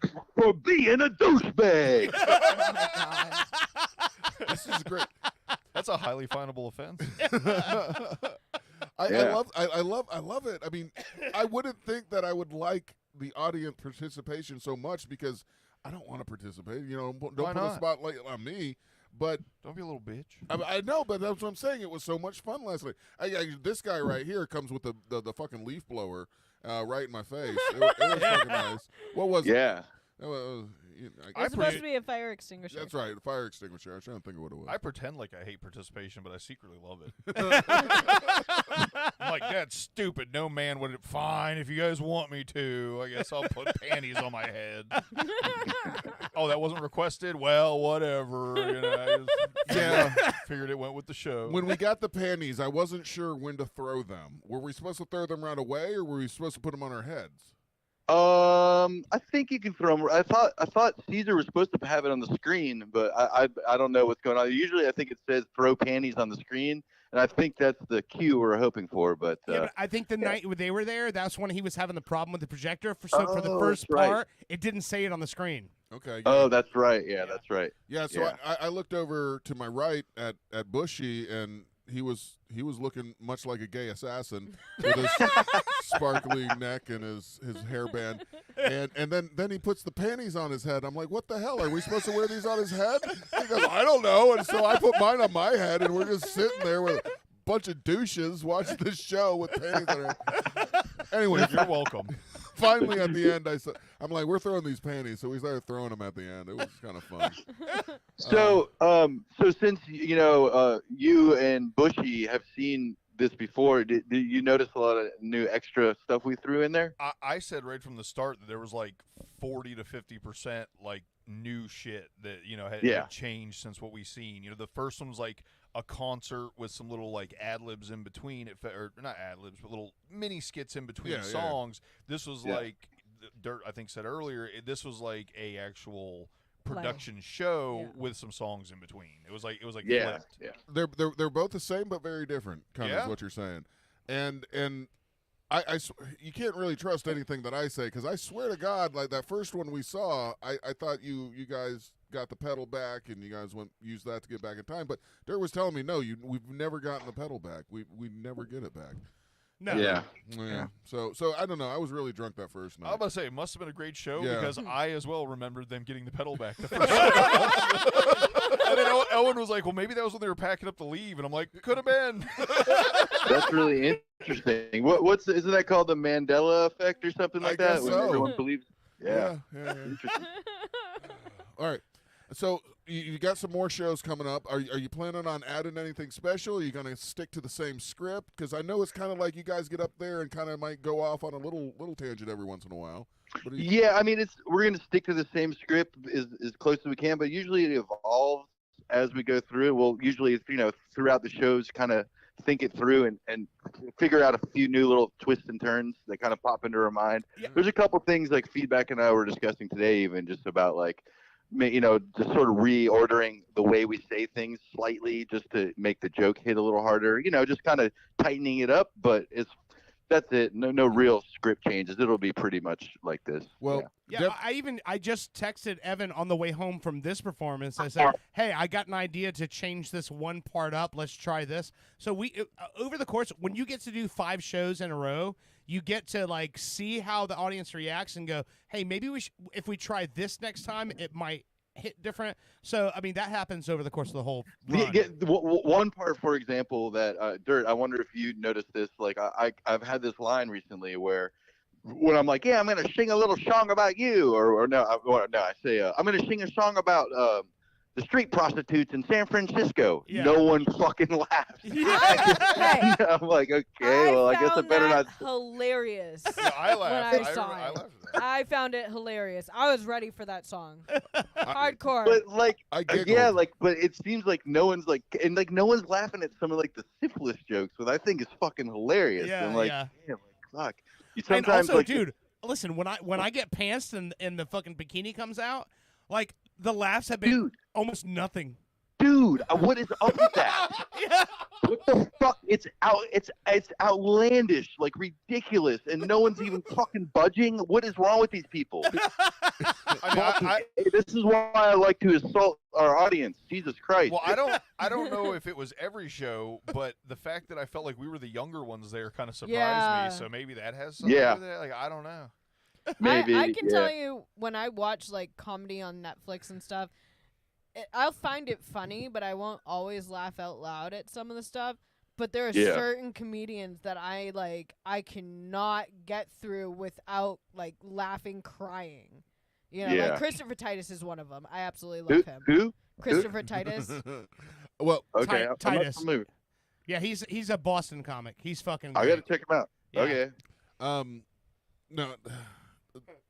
When I'm watching something, I don't want to laugh because I don't want to miss like the follow-up joke or something. Oh, true. Yeah. So especially when it's something new and I want to pay attention to something, like I tend to like be laser focused. And some people think like I'm not enjoying myself, but I'm like, no, this is how I pay attention. I just pay attention, you know. I'll laugh later when I get home. I'm good and ready. Well, you do always get like some comedians who rush through their acts, and so when you find something extremely funny, you miss whatever else is. Yeah. Especially if they're fresh and brand new comedians. Yeah. Well, So, that's kind of what I was saying. What I wanted to drive to. Like, I want to go to another show, maybe two. I don't know. But I want to take Brittany to at least another one because she was so rude to you earlier. I am so sorry about that. I didn't know who you were without a beard. I'm kidding. I actually get that. I actually get that quite a bit when I shave. People like seriously, they get confused. Yeah, They'll look at when me and he be like, when he shaves his beard off, he looks way more Jewy. I do. What is up with that? What is up with that? I should look less Jewy when I shave my beard. I think it really accentuates my beak. Oh my god. Well, you're Jewish. Yeah. I'm sorry. I'm very sorry about that, but yes. I apologize to the world. I'm sorry. I am Jewish. I'm very sorry about all that's going on. I'm very sorry. I'm actually part Polish, and I have paperwork filed. I'm suing you guys for the The Polak joke. All right. I was very well, hey, offended. feedback's Polish too. You can say that shit. So. Oh, then it's fine. That's why we got away with the Mexican jokes because of Caesar. Right. Yeah. Well, I'm half Mexican. It works. Oh yeah, you were cool with it too, right? You weren't offended. No. See, exactly. We're all No, good. honestly, what I think We're bringing the world together. I think one of the times I laughed the hardest was when you had the drum machine, and then you were like, you had him say something. He's just like, rattled off something in Spanish. I laughed so hard. What's funny is what he's saying in Spanish is, "Let's hurry the fuck up. My visa's about to expire." Oh, he's a trooper, man. Man, Caesar's the best. He's doing awesome. Such a great job. God damn, he's doing such a great job on this thing, man. I'm just so impressed with him as a talent and as a person. He's just a great guy. Have I met him before? Because he looked familiar, and I was think like, you may have met him. I'm trying to remember if you met him or not. But did any of you guys go to the when we did the screening of Nothing True Under the Moon at the movie theater for feedback? Okay, so you might not have met him before. I know Bushy has. You met him at the feedback concert. At the feedback concert, and I think you guys met him when you all came to see the show at Will's Pub. Probably. Yes. Probably. Sure. And so you met him there too, I believe. I think Brittany probably met him at a family reunion or something, right? Because you're all related. wow, douchey McBaggins over here. We were doing racist jokes, right? No. I'm just you. And I also want to say welcome Evan back to the show because it's the first time you've been back since you killed Bushy's dog. I know, dude. Fuck, it was sad. I mean, at least once a month I cry and I'm like, "Fuck Evan." Yeah. If he does, I was worried you were gonna be mad at me about that. Yeah. No, you jinxed me, bitch. Well, he's got to come back to see if one of us has a pet that dies. Well, I still got one more dog, so. Did you ever listen to that episode? Like just the parts before? I still have it saved. I need to go back and actually post it. So I got to go back and see if I'm pretty sure I still have it. I just got to go back and find I was it. more angry that we had such a good show going, and then my dog died than I would about the dog dying. I was like, I ruined that first segment. You didn't ruin it. Somebody in an That's what I was gonna say. I remember it being a pretty wild conversation. Oh, I was fucking- watching it. It was awesome. It was awesome. It was rolling along great. It was all about Bushy's lower back tattoo, and then Bubba Whoop-Ass Wilson called in and dropped some profanity, some racist But I shit. think were we also discussing different recipes for placenta? Yes. Yes. Yep. God, Yeah. that made it into the rap song. Yeah. Did you guys cook the placenta? No. No, we She didn't wou- even She take wouldn't it. let me have it. You always do placenta in the. Wait, she wouldn't let you have it. That's half yours. You're right. God damn it. If it wasn't for your semen, there would be no placenta. Well, quite honestly, like I didn't realize, like the baby comes out, you cut it, and then it sits in there for a little while. It's kind of gross. Then you got to Sits in massage where? it in the baby making chamber, and then finally it comes out. Oh. Yeah. Yeah, You got to throw it on ice right away, man. Take it to the nearest oven to bake it. She basically was sitting there with it. She was sitting there with a tail coming out of her hoo-ha for a few minutes. And That's then worse than having a blowout on the side of the road. That's kind of what it looks like. Damn it. Thanks. It looks like. Every I'm time not talking about your vag. I'm talking about the placenta. Every time I get a flat tire, I'm like, fuck, placenta. The placenta looks like Grimace got melted. You know what? It really does. I was kind of weirded out. Like the umbilical cord, it was like white. That was kind of weird. Yeah. You know, I wasn't expecting white. I was like, Yeah. You'd have been singing a different story if that umbilical cord was black. Yeah. No, it wasn't like peach or anything. It was like white. It was like something that came out of a body white. It was. God damn it, woman! What? Where did this fucking black umbilical cord come from, huh? I was thinking the white one. And why does the placenta have an afro? You gotta get out in the sun and tan that thing. Oh my god. Ridiculous. Dude, I remember it being really spongy to cut through too. Like you think it just snip, but I went shh, and like the scissors kind of slid. I'm like, oh, it's spongy. She goes, go ahead, try again. I go, shunk. So it's basically calamari. Yes, it was like raw, something that came fresh out of a person, and you eat it.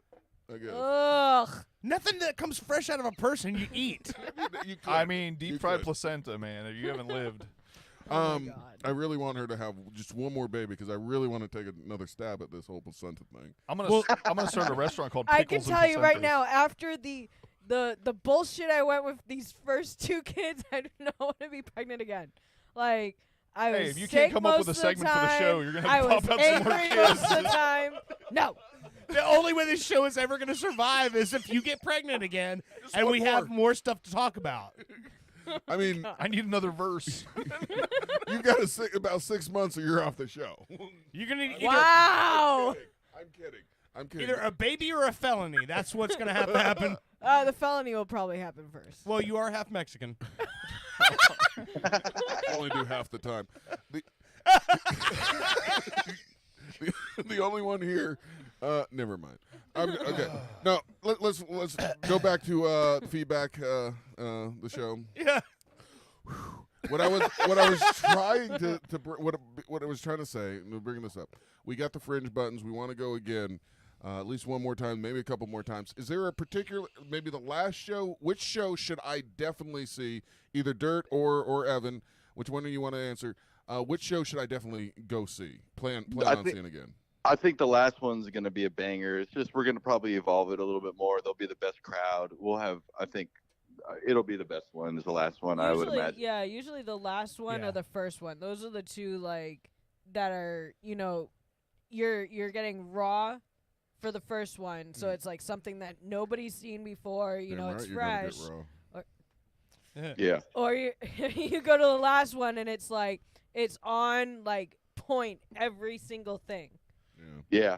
Well, you know, also I'm really excited about the, you know, we're trying to videotape this too. So we got a little video crew out there. I don't know if you noticed them yesterday, but nope. Yep. But yeah, we got some buddies out there doing a little video work for us too. So hopefully we'll have a nice polished video at the end of all this, and you know, next few months down the road, hopefully.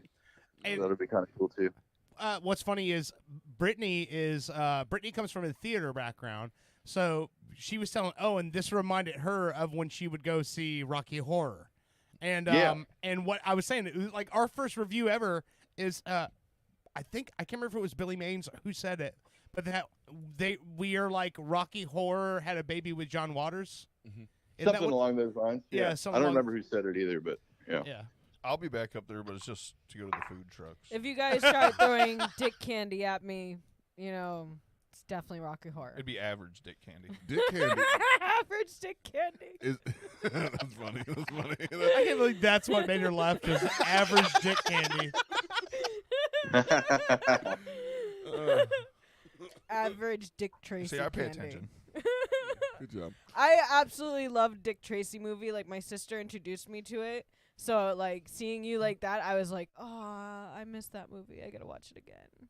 Yeah, I kind of reviewed just a few minutes of that movie recently just to check out some footage, and I forgot how cool that movie is from the 80s or whenever that was, 90s. Yeah. 90s, It's actually really the makeup art and the effects are kind of cool for that era, actually. Oh yeah, dude, in that cast. That was a Disney Yeah. movie, right? That was it was I think it was made by Disney, maybe. I think so. But you had like obviously Al Pacino, Dustin Hoffman. Hoffman. I think Marlon Brando played Pruneface, right? I think you might be right. Yeah. Yeah, Marlon Brando was Pruneface, and then you had Warren Beatty as Dick Tracy. Madonna was in it. Yeah, Madonna. Yeah, Yep. that cast was fucking insane, dude.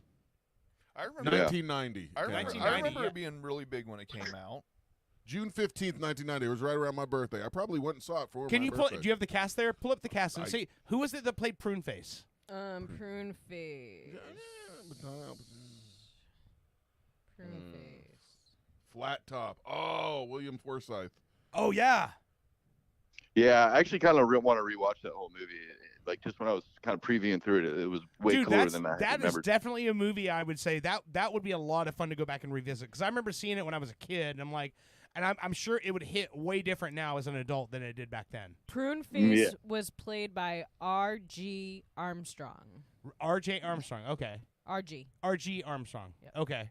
I know that they used a lot of the old Hollywood guys in that movie that were still around that came from those old detective films. I know there was a lot of those people were reused for that film. So, yeah, that was like Hollywood's shot at like dark noir, which wasn't happening at the time. You know? Yeah. Yeah, I'm gonna rewatch that one. Yeah, that was great. All right, what other movies from the 90s, 80s, or whatever is your favorite?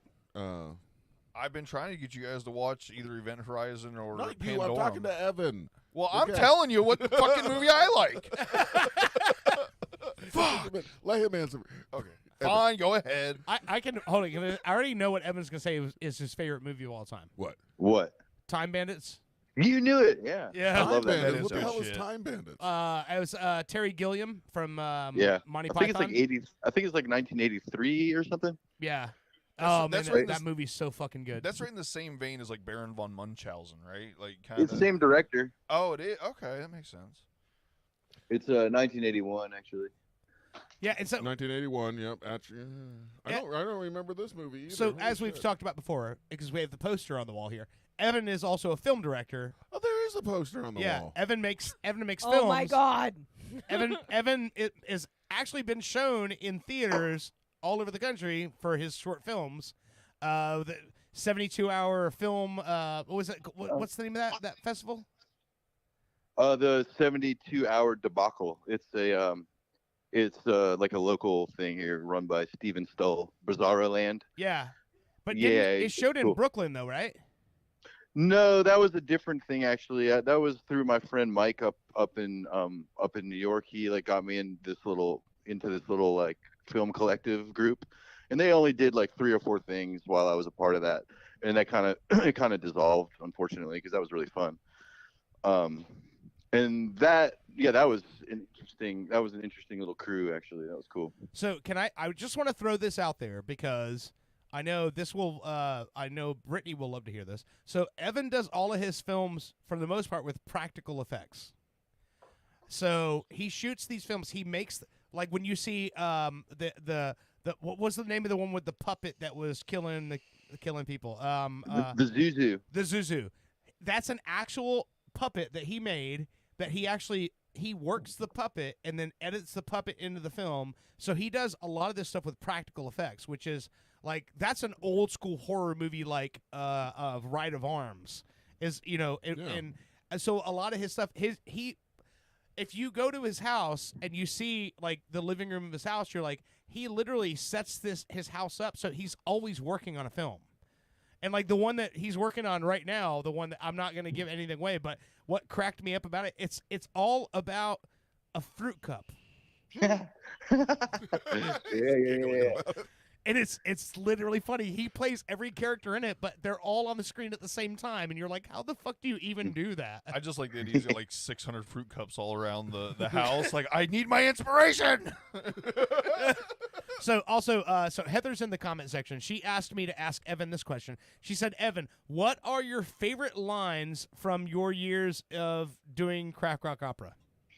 Let me think about that for a second. Yeah, I mean, I really like calling people a cocksucker. And you know, there's so many. I'd really have to sit there and just think it through. I can't really tell you off the top of my head, actually. I mean, I love my syphilis lines, but no one else fucking does. No, that's the line that also. So Heather took some video that she's going to send to you, see if you can use it all. But when you said, "Is that leprosy?" Leprosy. And then you said, "Maybe it's hepatitis." See? Yeah. I heard it was really funny when you guys brought up the villages. Someone behind me goes, "Grandma lives there." Yeah, that part's cute. Yeah, I like that too. Yeah, you know what part I really like is when two parts. One, when Dirt says, "It's not the cool actor Jimmy Dean, but the hot sausage Jimmy Dean." I like that part, and I really like the part when I come out and I'm go, "We got a little problem here," and by little problem I mean a huge fucking problem. I think I was trying to think. I think the hardest laughs I was telling her earlier was the Ghost of Elvis. People were really laughing at that, and the Jizzlewatt. You got a that's huge a great pop. Yeah, that's a great one. I think Peter wrote that one. That's a good one. Peter did. But what's funny is like I just like the idea when you said that. I'm like, I'm gonna play it like I have no idea why you guys are making a joke about the Jizzlewatt. Yeah. I'm like, it's Jizzlewatts. And like, acting like I'm aloof to the idea that there's a fucking cum joke in there. Yeah. But those of us that know you, I mean, if my days of pumping out 2.5 Jizzlewatts, they're long gone, buddies. Maybe back in my 20s, I could have made a run for it, but I'm old and tired now. The title belongs to somebody else. I'm down to Dripplewatts. Yeah, that's called low T, my friend. Oh, mine is the lowest. It's a lowercase T. That should be your new rap name, Lowest T. Limbo T. We should call you Lil T. That's hilarious. Lowest T. That'd be great. Iced tea. I'm low Actually, T. but, Evan, didn't you say to me that you said you wanted to make a beat for Bushy? I would. Yeah, I would like that. Yeah, I would love to do Yeah, that. say he wants to make a beat for you for one of your songs in the future. Hell too. yeah, I'll put some terrible lyrics over great music. Don't Fuck say yeah, that, dude. He should also make his music video. Oh, That'd be fun, shit. too, yeah. Who what? We should have Your a music video. Have Me? Evan No. make a music video. We don't. It don't need nothing. I'm gonna do needs a music. No. video. The PCR radio song already should be a music video. Nah, if we're gonna do a music video, we're gonna do one for like a real banger. Well, if we're gonna We do a should do music a video, Halloween one. What does that mean, a real banger? Well, the PC radio one. Listen, although it's great, like that was just us trolling you guys. Like the stuff we have come down the pipeline now is gonna establish Bushy as like this isn't just a joke. This dude like is for real. It's definitely a joke. I hope it's not, but Hey, as long as everybody's having fun, that's all that matters. Yep. No, I love it. The fact that Dirt has pushed me into this creative zone of actually doing something that I've always wanted to do, but never actually took the initiative or had anybody to give me the confidence to actually try it. So well, I think Evan can back me in this when I say that none of us are like amazing at anything. We're just good at a lot of things and super fucking persistent. And that's pretty much what makes it in any kind of art is just going, hey, I like doing this, so let me just keep doing what I like, and eventually people start going, oh, that's pretty cool. And then when you get that, it just makes you push it harder. But like, none of us are, and anyone that we've had on this show and anyone you've talked to, aside from a couple of people, I'm not going to name names, are going to say, hey, yeah, I'm the fucking shit. None of us are going to say that. Like we just like do stuff that's fun. We have a good time. Literally, the Fringe Festival and what we're doing right now with Crack Rock Opera is just four people who really liked hanging out with each other, Yeah, putting dude, it's- something together and having an excuse to like fuck with people and make something fun. You know, It's seriously, at the end of the day, I've really learned that in any like artistic endeavor, the most important thing beyond talent and beyond anything is just your passion for it, because that's going to come through in your work. And like clearly, us four are passionate about doing this shit together, and we love hanging out together, and we love hysterical laughter at band practice. Every band practice, we're fucking laughing hard every time. We've not laughed. Every single time we've laughed hard. I mean, every time, Right, every yeah. practice for 2 years. It's healthy. It's great. and sometimes it's stuff that will never make it on stage, but still, if it makes us laugh at that moment, it's. I still think that you need to do a Jaws parody show. I will build Called part of the Jaws? sets for you. Okay, so Evan, she comes from a background of building theater props and theater sets. So Uh-huh. she said if we do a Jaws parody, she will build us a ship. Oh, that'd be fucking awesome. Yeah, Maybe that should be the next rock opera. Talk to Danny that's what about I was that. saying. It should be the next one. Oh, I'm sorry. Yeah, we Next can theme. we can call it Jews. Oh, hey, I'm a shock. Donna. Hey! And then it goes into Hava Nagila. Dun, dun, dun, dun, dun, dun, dun, dun, dun, dun, dun. I do love the idea. He pops out of the water and goes, "Hey, Mazel tov, hey! You could have the little curly. I think we've written our first page. A great white shark with spit curls and a fucking a and shark." yarmulke. Just a shark with the curls is pretty fucking. No, good. you find out at the end of the day, Jaws is just like a filter fish.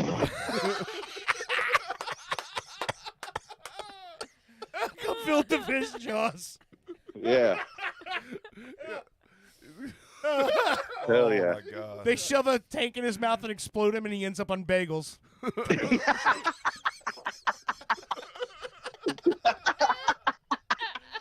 Just a schmear. Jews. Hell yeah. I think we're on to something with this. Oh my God. And I helped. Yeah. Oh man. Oh, and also I do want to say before Evan's not here anymore, Evan was really jealous of Mr. Feedback because he got to speak to your grandma. Oh man, that was great. My girlfriend. Yeah, that was great. He said she is the best guest we have ever on this show. She's great, man. But I mean, she's engaged now. If you go back and listen to that, you two are actually engaged. You said, let's get married. She said, yes, let's do it. Yeah, no, it's happening on the deck after y'all's wedding. Like, It's not happening now. you No. forget the rest of it? I mean, the date's set and everything. Oh no. my goodness. Next time. I already bought a suit. It was for Fritz's wedding, but I'm gonna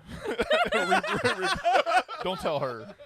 Don't tell Dot I'm repurposing. No problem. Although she'd probably respect it with the whole depression thing. I mean, we could tell her she'll forget it and ask in like 5 minutes. It's all good. Oh, dude, do you think we could actually get them legally married and she not even know about it? No, she'd know. She'd know. Oh, she's gonna know. Dirt's No, like I'm just sitting thinking, here can we make this happen? I hope you don't want a grandma that can walk anymore. Oh my god. Dude. I do have one more question because Heather is Heather's blowing up the comments here, and she said, "This question is for me and Evan both. What is the hardest part physically about this show?" And so I'll just go first and say the hardest part for me physically is, and I said this actually in the dressing room before, is acting without the ball in my hands. Yeah. I have a really hard part of acting when it's not my part.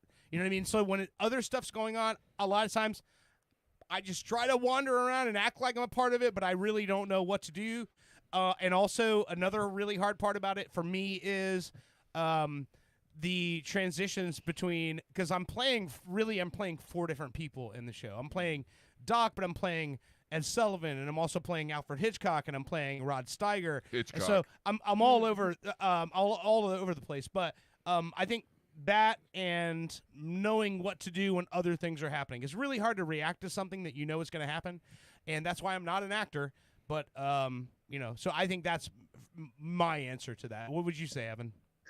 Well, for me, it's honestly the physical, like honestly, because I'm such a fucking out of shape lard ass. It's the breakdown and the setup, and then just going right into the show with like a costume on that's not very breathable, and I'm like chasing Caesar around right after I play drums, and then get back. You know what I mean? It's the running around. I'm because I'm out of shape and fucking almost 50 years old.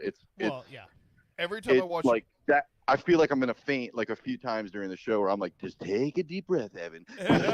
Every time I watch you guys Don't pass out. Do the show. Getting a little. What's that? Every time I watch you guys do the show, that is like my first thought when you start falling on the ground and jumping up and stuff. Is like I could not do. I could do one you in the jogging suit I with could the do fire over you. I one was like, show oh a my month, goodness. and then I would need a recovery phase. There's no way I could do back-to-back shows with what you guys are doing. Also, yeah, man. Also, I will say Heather got a really tight shot of both of the transitions, because this is one of the things that blows my mind. The transitions between you and Caesar on drums. Oh, right. Yeah. When you guys switch, where it's like you're playing the drums, and then all of a sudden Caesar's playing the drums, and it does not miss one beat. She got a tight shot on video of you leaving, Caesar jumping on, then Caesar jumping off, and you jumping on. And I watched it several times over, and I still don't, because I'm not a drummer, I still don't understand how the fuck. But you guys are both fucking great drummers, and maybe that's what it is. But I still don't know how the fuck you do that. Yeah, I was really it's really impressed not that by hard. it. Like, Yeah, it was a lot easier. I'd never tried anything like that before, and it was way easier than even I thought. I was thought in my head, oh, it won't be too bad, but it was like, oh shit, that was easy. I So, was really I don't know. impressed because he's focused on staring. So when he takes the drumsticks back from Caesar, he's focused on staring out at the audience and was still drumming and trying to find the other stick. Caesar's trying to just make him grab one, and he's like, can't find it, but I'm going. Yeah, I'd love to see that footage of that. Heather Yeah, crowd. I'll send it to you. It's pretty fucking impressive though. But also, I Yeah. think that also leads to the fact Caesar's a fucking phenomenal drummer. You're a fucking phenomenal drummer, and I think Well, that's part of it. Where it's just because what I noticed is it's like left hand to right hand. Caesar takes the right hand stick first and continues doing what you're doing on right hand, and then you slip out and he takes the other stick and then comes down with the left hand. It's almost like a seamless thing. I mean, I guess maybe you got to be a drummer to know that, but it's so crazy to watch it happen.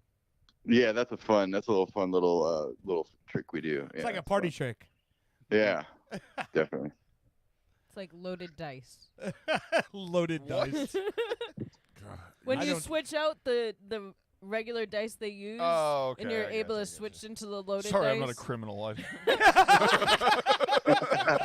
didn't catch that. All right, Evan. All right, dude. All Thank right, you for guys. talking to us, man. And again, we got to figure out a time for you to come back in and hang out again. Yeah, please let me know. I'd love to do it, man. And hey, I don't know. I think, can we pretty much promise next time he's here, we'll call your grandma? Sure. You want to call her right now? No, we can't. We can't because he's on the phone. We have one phone line. I mean, I haven't checked in on her. I don't know if she's alive right now. She only had Samantha. Jackson we drugged to go to sleep, so she should be fine. You did what? Well, okay. He doesn't like to go to sleep. For some reason, he's up all night. So I Yeah. went and got these Puries that are for 4+. Yeah. And it helps with his immune. gummies. It's a gummy vitamin. Or gummy treats. And it helps with his immune system. Yeah. But it also has melatonin to put him to sleep, and he goes to sleep You in a gotta half be careful hour. with that melatonin shit. Not everybody reacts to that properly. I had a friend who had a girlfriend, and she straight up lost her fucking mind, kicking on doors and threatening to stab people. bait that's just 'cause traps, he's and a it was- woman. It was No, dude. but apparently it had something to do with the fact she took too much serotonin or something, and it It messed threw, with her threw her off estrogen. for a month. What were you Dude, gonna say? I've only taken a couple times, but it does some weird shit to me too. Like where I feel like sad when I take it. It's weird. I'll feel really sad the next See, day when, if I try. When I take melatonin, I can't get to sleep whatsoever. I have to take like Z-Quil to fall asleep. And Yeah, if it I doesn't don't help get with enough sleep either. sleep, I like feel like horrible, like I've been hungover or something. I just wrap a belt around my neck and then I just masturbate furiously until I fall asleep. Yeah, that works. Oh Yeah. my god. Yeah, Yeah. I'm buying the Batman suit next week. Nice. Yeah. Nice. If you get the right one, it's got the cinch strap in the neck already. Oh Jesus. I'll give you I the didn't know link. that. I'll share the link. Okay. All right. Well, so Evan, it's nice talking to you, and Yeah. hopefully we've done no damage to the show we're doing this week. I don't think so, but Nah, we'll be good. yeah. I mean, we come see the show. I think you'll be less offended by the show than what we just talked about here. Well, I don't know about that. Yeah, probably. Evan's like, ho, ho, ho, Say ho, that. ho. Calm down, Dirt. We can be just as offensive on our show. Fuck you saying, bro? All right, kid. And All right, dude. thank you very much for the Time Bandit recommendation because I'm going to check that out. I'm looking Oh at yeah, it. you'll love it. It looks like Great movie. Elliot from E.T.'s in it. Oh, really? No, it's not. No, that's not Elliot? What's the name? It's some little limey bastard. Oh, well, he looks like Elliot. And he's standing next to a pig that I guess is walking and talking or something. So Yeah. That's going to be cool. Oh yeah. Oh, you'll love it. You'll Great. love it. I can't wait. All right, thanks a lot, Evan. We'll talk All to right, you love you later. guys. All right, All see you, right, buddy. Bye. I like that he loves us. That makes me feel happy. He's got such a good energy. Yeah. You're all you guys. The whole. He's a big fan of the show, dude. He listens every week. I'm sorry. And, yeah. Wish we could get that time back to you. So you wanted to take a quick break and we'll come back? Yeah, I kind of got to pee. All right, yeah. All right. So this is a song that I think Bush, and both of you guys. As I said, R.L. Bernstein is the guy who originally started doing music in the 1950s. So a lot of his songs were written literally in juke joints in the Delta, Mississippi, Memphis, all those areas. And so the lines in this song, they may be a little bit dated for today's, but I think this is a love song that he's performing to the audience, kind of figuring out what might happen once the show's over. All right.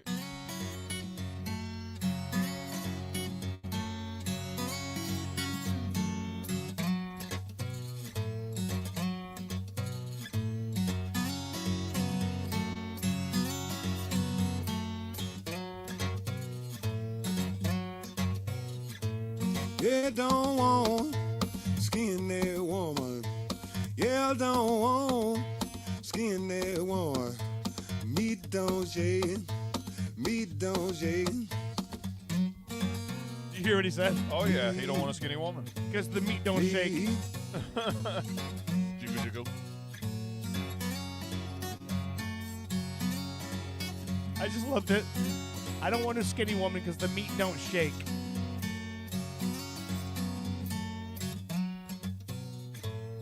I'm not sure if I should laugh or not. I mean, Yeah, she won't cook no breakfast. Yeah, she won't wash no clothes. All she do is walk, walk, walk. This is not as exciting a song as the last one, but this is from 1984. The album is called Mississippi Hill Country Blues, and this is the first album that was recorded after he was rediscovered as a farmer in Mississippi. Well, I love that woman. The entire album is And nothing but I him and love guitar. For myself, she's a good little woman. She.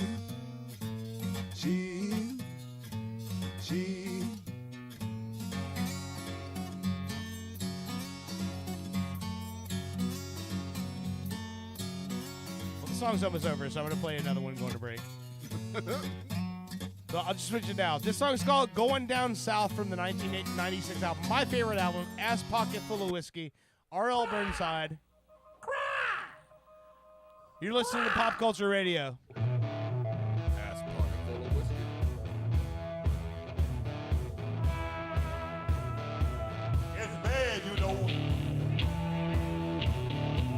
of those girls, and they try to flip out on me. I had one like that.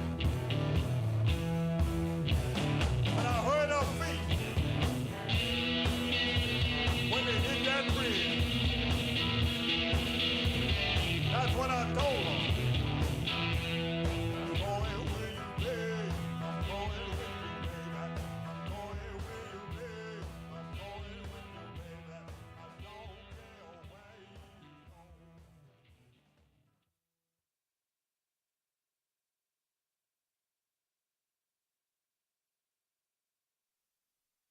Now, from Future Entertech comes the latest killer app, Sicker, taking care of your tomorrow, today. Call in sick while avoiding accountability. I couldn't believe it. I had this super hot guy stay over, and I just couldn't even. All I had to do was answer a few simple prompts. Dear boss, with my deepest regrets, I, Angela. am unable to perform my duties today due to...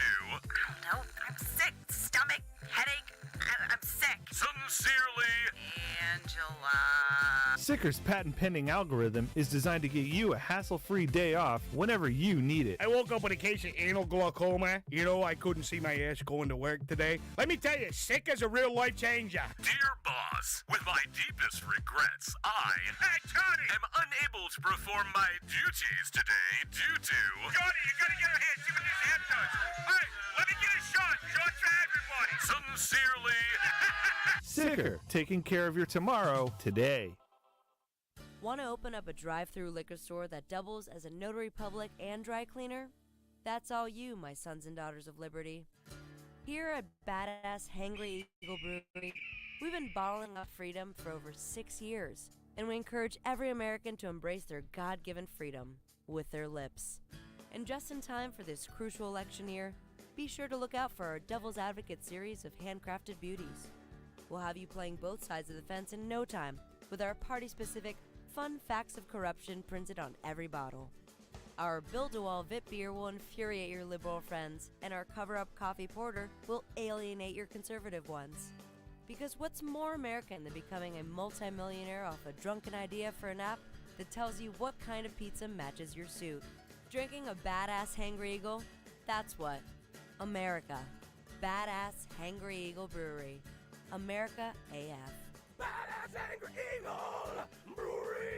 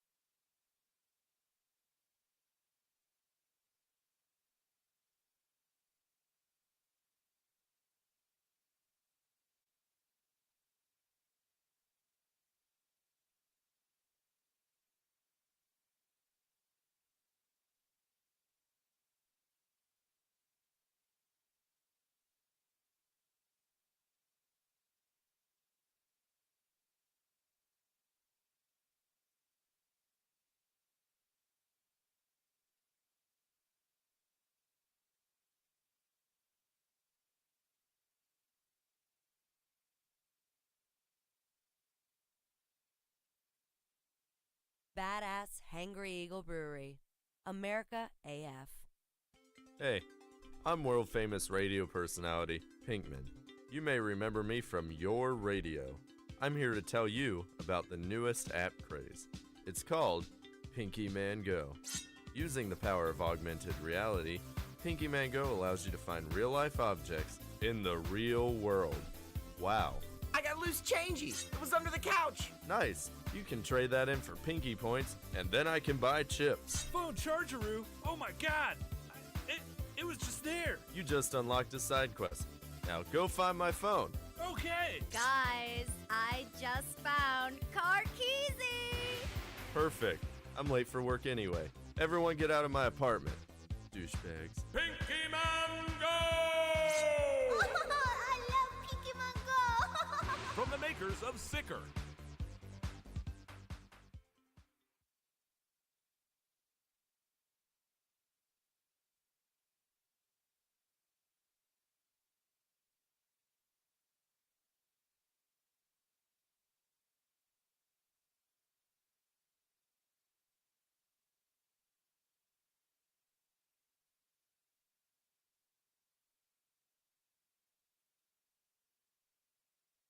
Hi. Looking for professional installation for that fence? Don't want to do it yourself? Look no further than FenceCrafter, Central Florida's newest and coolest wall building company. If you're like me, you want a yard wall built exactly for your personality, and FenceCrafter will absolutely do it for the least amount of money. If it's important to you, we'll do it, guaranteed. Custom painting, 3D print renderings, and free shipping is the FenceCrafter way of business. Call or find us on social media for your free estimate. FenceCrafter. Take things to a new level upon Wii with the first annual French Riviera Games. Events include cigarette smoking, depressing filmmaking, scouting, esoteric performance art, and moustache. Fun for the whole family. We will have disinterested mimes that will challenge your child's sense of existential security. And a bounce house. A special appearance by over 50 Serge Gainsbourg impersonators. And Jean Reno. Check out our midway games and events. And baguettes. The French Riviera Games. Where the wine flows like the river Rhone. Coming to an empty field near you. You enjoying the game? It's a nice day. A little hot. God, Dad, shut up already. What are we saying? God, I can't make that out. I'm trying to. I mean, we should chant along. You're gonna embarrass me. I'm just trying to sing along. At a soccer match, but feeling a little left out. We've all been there before. If this is your first time watching soccer, we can help with the new app, Soccer Dad. With Soccer Dad, our patented algorithm will scan the crowd to pair it with your local team's custom songs. Turns into your sock has a hole. Wow, that sounds a lot less aggressive than them. Well, what about this classic? Your neighbors drive a car. Hey, our neighbors do drive a car. You are so stupid, Dad. I hate you. I'm just trying to be your friend. Soccer Dad. We can't make your kids like you, but we'll try. From the makers of Sicker. In a world of journalistic excellence, Can I get your opinion? comes a man with no formal training. How do you feel about Kraft Newberg? This is Fritz on the Street.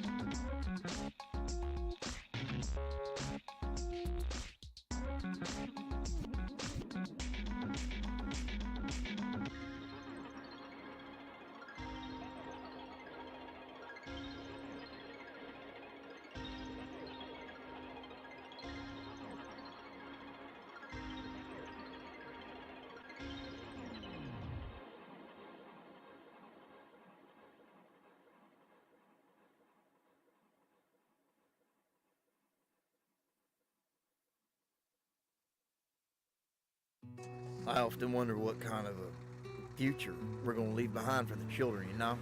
Hey, John. Howdy, Belle. You all right? This is John. He's been a Continental truck driver for over 35 years. They said, basically, you can't have the trees no more, can't chop them. There ain't none left, which I know is false. I pass them by every day, driving. Recent congressional hearings have decimated his trucking routes, carrying precious timber from Washington State to Washington, D.C. They call it damaging the earth. What about me? I need to feed my kids, and that's by driving a truck filled with lumber. The future concerns me right now. If I have enough money to feed my kids, yeah? Environmental groups are petitioning against American jobs at an alarming rate, citing global climate change on so-called deforestation. Tell your state senator that American jobs are more important than trees. The planet can wait. John Kent. This message paid for by Americans for Work. You fellow wenches! Are you looking for a buccaneer to bed? Or a first mate to swab your poop deck? Well, no one should have to face scurvy alone. Visit piratesonly.com. Think of the pirate possibilities, such as Clamdigger 69.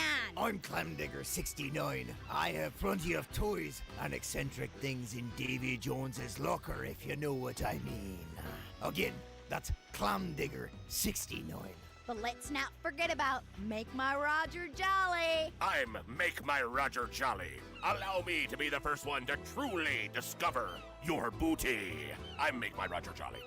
Pirate 542. Arr, arr, arr. And Cabin Swain too. Hey, don't forget about me. I'm Cabin Swain too. You can come and frolic around my mizzenmast. I'm Cabin Swain too. Find your buried treasure at piratesonly.com, where X marks the spot. The twilight years are the best years of your life. But you might not know that if you're just watching TV. Hi, I'm host Chris Christopher. And I'm Neil Scheinfeld. Getting older offers insightful commentary and wisdom to those of you enjoying your last years. We understand you have, at best, 4 more years left. Getting older shows old people, not unlike yourself, doing things exceptionally better than you. Drop us a line to be featured on the next episode. And do it quickly, sooner rather than later. Time is a precious thing, and so is tuning in to Getting Older. Do you like pudding? I mean, really like pudding? Have we got the palace for you? Built on repurposed Native American lands, Pudding Palace boasts the most name brands and well-known traditional gelatins from every country on Earth. Our Yelp reviewers speak for themselves. What about you there in the sweatpants? My mom drops me off like twice a week. It's awesome. I'm 45. And what about you, little lady? I came here looking for love. I found pudding. Hey, buddy, what's your favorite part of the Pudding Palace? Sneeze guards. Talk about elegance. I felt like I was in an actual palace. All right, I see a bit of a line. Good.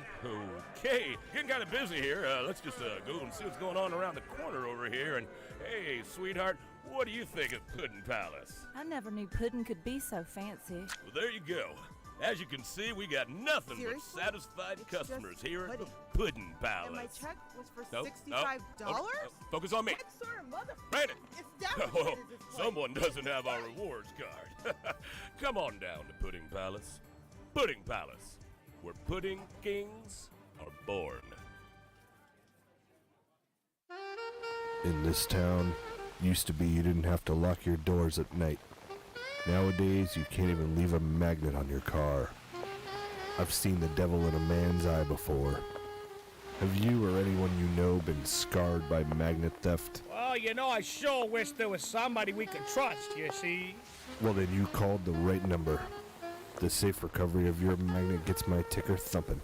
I'm Magnet PI, and I won't sleep until you can. Sunday, we bring you the first politically correct monster truck rally. Unless, of course, you find that to be inconvenient, in which case we'll have a matinee on Tuesday. Featuring such non-offensive sports vehicles as appropriately sized foot, mild-mannered canine, funeral service worker, and son of funeral service worker, who, although slightly younger, still gets paid a living wage. And current DC Truck Rally champion, I'm okay with our country having a black president. Price admission includes the entire seat, but you'll only need the edge. Sunday. Try to respect the wishes of our neighbors and keep the noise down. We've all been there. You thought you had a great idea for a dispatch, but it just wasn't good. This is Cobra Kid. Just checking in. Sure, it's hard to be original. What up, C-Lane? Sabrina, I love you, duh. Sean, you're a dick. You try writing a joke while you're using a weed whacker. Embrace the fellowship of the 95%ers support group. Wiggle, wiggle. Pop, pop. Remember, you are the 95%. So maybe they have the problem. If you want to live your best life, you need to call me, Jake Berman. My life revolves around sports, but maybe yours doesn't. That's why I'm introducing the Jake Berman Betterment Program. Let's hear from a few satisfied customers. He's changed my life. His classes, they mean everything to me. Excuse me, You sorry. need something? Cheryl, I'm gonna need those reports on my desk that we talked about by 5. You see my lips move? I am talking to I'm sorry, I a didn't realize friend. that you were talking to Can't someone. you see I'm talking to someone? But don't take my word for it. Jake's teachings really helped me process the death of my grandfather. Here we are to honor this man who loved immensely, who held tightly, who caressed Hey, gently. come on! Is this a wake or a wake me up? Wrap it up, buddy! Come on! I'm Jake Berman, and the next time you wake up, you'll be that guy. Call 415-239-9, 878-61515. I want you to live your best life. Call 415-239-9, 878-61515. Then pound 10. I'm Jake Berman. Life's not fair! Have you felt neglected? Have your needs been denied? We are currently bringing a class action lawsuit against the news junkie! Have you been denied any of the following? Magnet, shirt, bumper sticker, $50 gift card, badge, chat room impunity, live trivia complaints, self-validation, or otherwise! If you've been wronged, please don't delay! Take back what should have been yours! Join the ASCII class action lawsuit today! It's been called this year's sleeper hit. Prime time tomorrow on Orlando's Super TV 3. Where's the girl, Miero? I'm afraid you'll have to try a little harder, Hernandez. Where did you pull her? She's too big to fit in these drawers. And she's made of bony skin, no invisible matter. So I know she cannot be standing right here. Very clever, detective. But not clever enough. ¿Por qué, Miero? She's just a girl. A closet-sized girl. Dios mío, there's a closet door right here. Oh, no. No, don't open that door! Carrie DeLipschitz and Jim Mahoney star in Milfana Hernandez, Detective MILF. Only on Orlando's Super TV 3.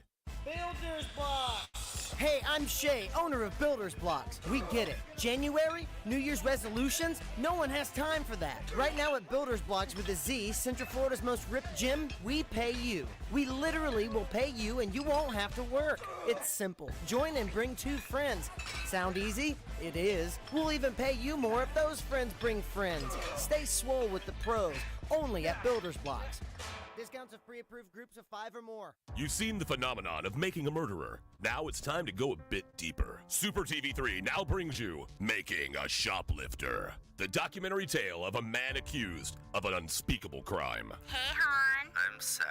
Oh, yeah? No. You know, just try to think of the good times, huh? It's been 56 minutes. I still have to pee. Oh. Yeah, they let me go once. I've had a great pop since then. You know you're not allowed to have those sugar pops. No. WrestleMania's next week. Don't worry, okay? Your pops is taping it. Hulk is gonna make a comeback. He's just misunderstood. New witnesses. I saw him with the bag of buggles. I knew exactly what he's doing. Drama unfurled. I've worked here for 16 years and we've never had bugles. The riveting drama. Have you guys seen my buddy, what got the witch fingers? Been waiting for like 50 54 minutes. Evidence mishandled. Well, have you tested the evidence? We always test the evidence. Yes, but have you tested it for hot fries? We generally don't test for hot fries.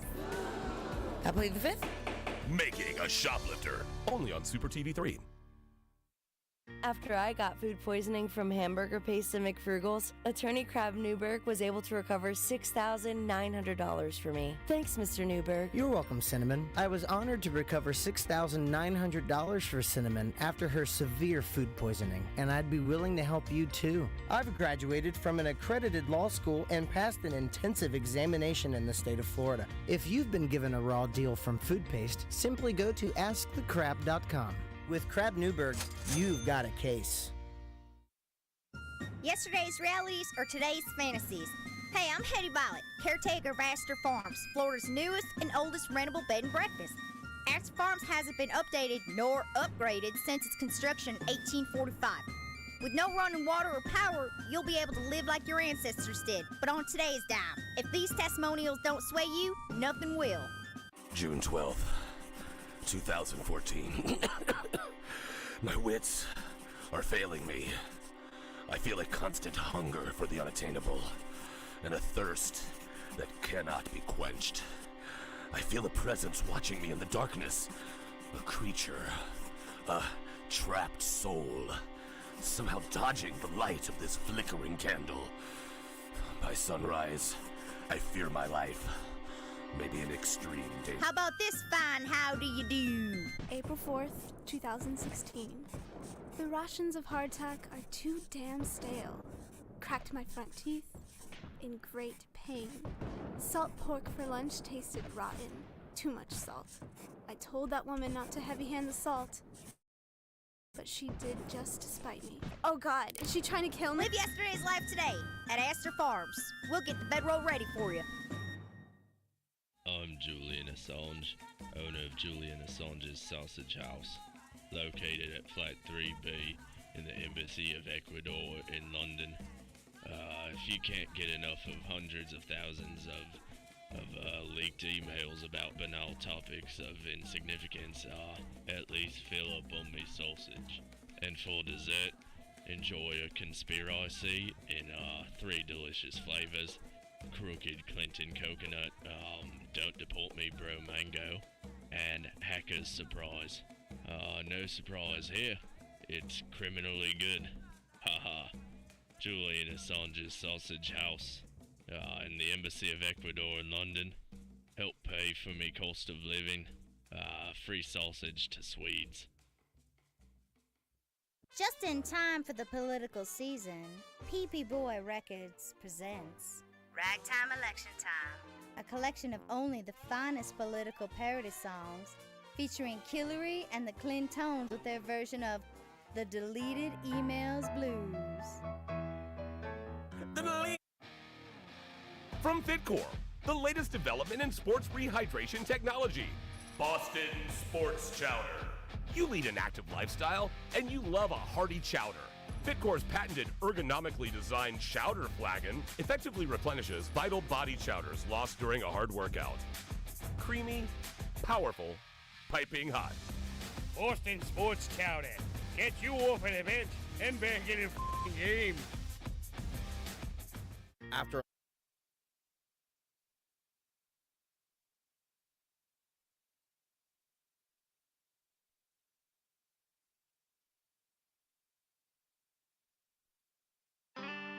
Y'all not there? All right, let's get this thing moving.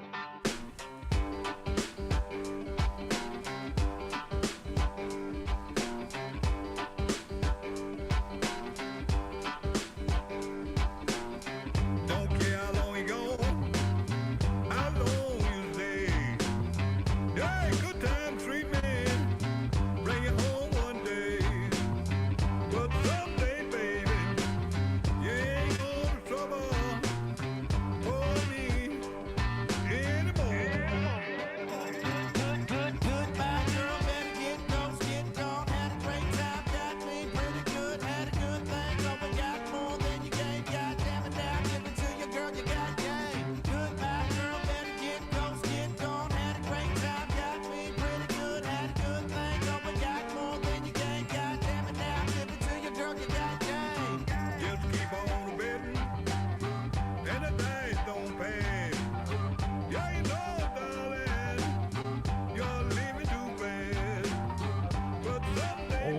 back to Pop Culture Radio.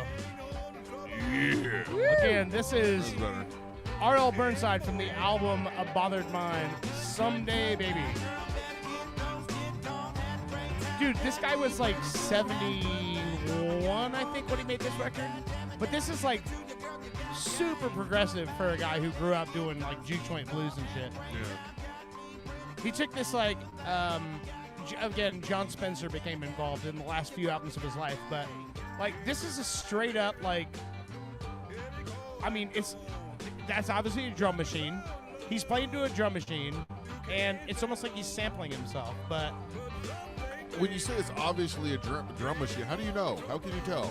you can just by hearing it. That, that's not a real drum set. That's like a drum too loop. clean. It's a drum loop. Yeah. If you guys say so. But like, tell me, is this not a fucking Oh, dope track? by far, this is my favorite one Yeah. that you played so far. Well, his career goes for so long. But his last 4 albums are my favorite that he ever did. But he's just one of those guys where he was just so fun. Like he didn't give a half of a fuck. I like the distortion. Yeah. He's one of those guys. I'm glad he had his moment. You know what I mean? He finally like had a chance to actually make money playing music, and he was like so much bigger in Europe than he ever was here. Like he'd go to Europe and play at like a soccer stadium, and like he'd come to play here and he'd play like little blues clubs. I mean, I'd say come here. He would play shows locally, like in the United States, and play like blues clubs, and then he'd go over to Europe and play like soccer stadiums and shit. So yeah, he's a fucking monster, man. And he's one of those guys where I hope that someday they make like a full documentary about his life, because it's just so fucking interesting. Like, how do you go from like being like one of the biggest guys of the juke joint era, and then you don't catch the wave that becomes rock and roll, so then you become nothing, and so you just go, well, fuck it, guess I'm going back home and I'll go farm these fucking cows. And then 20 years later, some guy shows up with a movie camera and goes, hey, are you R.L. Burnside? And he goes, I am. Do you still have a guitar? Yeah. Will you play me a couple songs while I interview you? And then now you have your debut album at the age of like 60. Why didn't he become bigger, younger? Because the race issue? No, because all the guys who became popular from the blues movement that were considered the roots or race music were guys who wrote like super poppy, like catchy tunes. Like, I mean, Chuck Berry is the most evident of them. Chuck Berry wrote some of the most catchy fucking songs ever. And then Little Richard and Bo Diddley and those guys, they wrote catchy pop songs. That's not what he did. He played blues music. All right. So it's like, you kind of got caught. Like, if you can't write a record the white kids are going to dance to, then you get left behind, and that's what happened to him. This white kid don't dance. You don't have to worry about me. Anyway, all right. We've had a very, very exciting show so far today. I say exciting because my nipples are hard. We started off talking about the Danny Feedback to the Future show at the Fringe Festival here in Orlando. And it's a great show. You need to go watch it. It's, $10 for a button to get into the Fringe Fest and like $15 for a ticket for the show. Well worth it. What else are you going to do for an hour and a half? Go hang out. We talked to Evan from the show. That was pretty cool. Yeah. But now we're at the last segment of the show, and usually we wrap it up with Bushy, and we're going to wrap it up with Bushy here in a minute. But first, because, she can do whatever the fuck she wants because she lets me have sex with her. This is Brittany, and with her, hold on, you got my board up? Oh, shit, where'd it go? Hold on. There you are. Hold on. Here we go. We have Disney with her little Disney segment. My milkshake brings all the boys to the This was not the version I was picking. Oh, this is Sarah Bareilles. I did not mean to play this one. She's hot, right? I don't know. She has good hands, I think. She plays the piano. But the only thing I know about her is that she's kind of angsty and she plays the piano. And she sings this song now. Well, I bet you there's a lot more covers of this song out there. Oh, you want to hear a really bad one? Yeah, oh, shit. No. I don't know what this is. No. I know. I just know of one that's really bad because we used to all make fun of it. I wanted just some instrumental "Wish You Upon a Star," but whatever. I didn't have that queued up. Okay. For some reason, I'm thinking like a pro wrestling one. Okay, when let me. you wish upon Hulkster. Did you say Hulkstar? Yeah, Hulkster. Actually, Oh my I probably goodness. should have drawn it out. When Hold on, you this wish is when you upon wish your power heavy. Hulkstar. Hold on. Disney goes heavy. This isn't heavy. Heavy for Disney.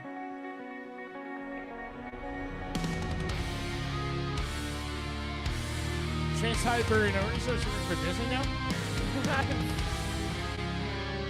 All right, that sucks. All right, play what you're gonna play.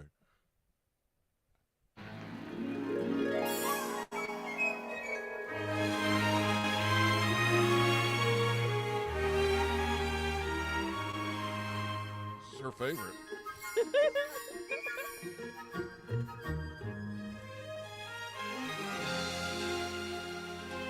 I feel like a cartoon blue jay is going to come out of Bushy's beard any minute now. One might come out of my ass. Very whimsical.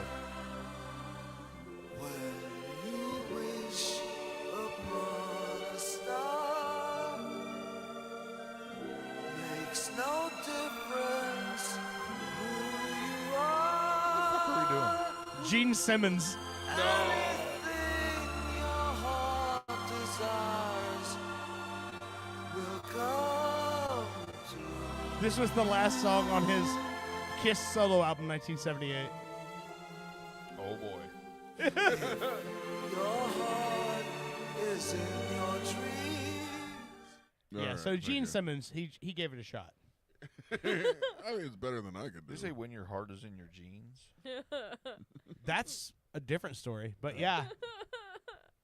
So, anyways. All right, yeah. So anyway, so you have a Disney news Yeah. update story, something. So, obviously, everybody knows that Splash Mountain shut down like a year ago. Duh. Didn't know. Okay, well, it I'm shut not down. rich. Like you It shut people. down because there are a lot of people who are like, oh my God, it's so racist. Why do we have it in the park? We need to represent somebody else. So, Water parks are racist? no, just Splash Mountain Just was the ones based at on, Disney. was It's, based it's on, not a water. It's a water ride. oh, what was it? It just really sucks when you can't go on the white flume ride. You have to It go was- on the colors only flume ride. Oh. The reason it was racist, You remember the they like chased song the tar Zippity? baby or something like that, right? No, Zippity Doodah, Zippity Yay, my oh my, Song what a of the wonderful. South? Yes, Song of the South is known as a very racist movie. Oh, Oh, yeah. yeah, of I, didn't, course, yeah. I didn't know that Song of the South was associated with Yeah, because Splash Brer Mountain. Rabbit's on there. And I don't Brer know anything Bear, about any of this shit. Brer That's the Fox. whole. Yeah, the whole ride is from that. Yeah. Yeah.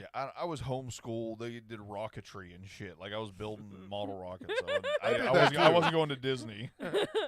So that shut down, and they are opening up soon. Tiana's Bayou.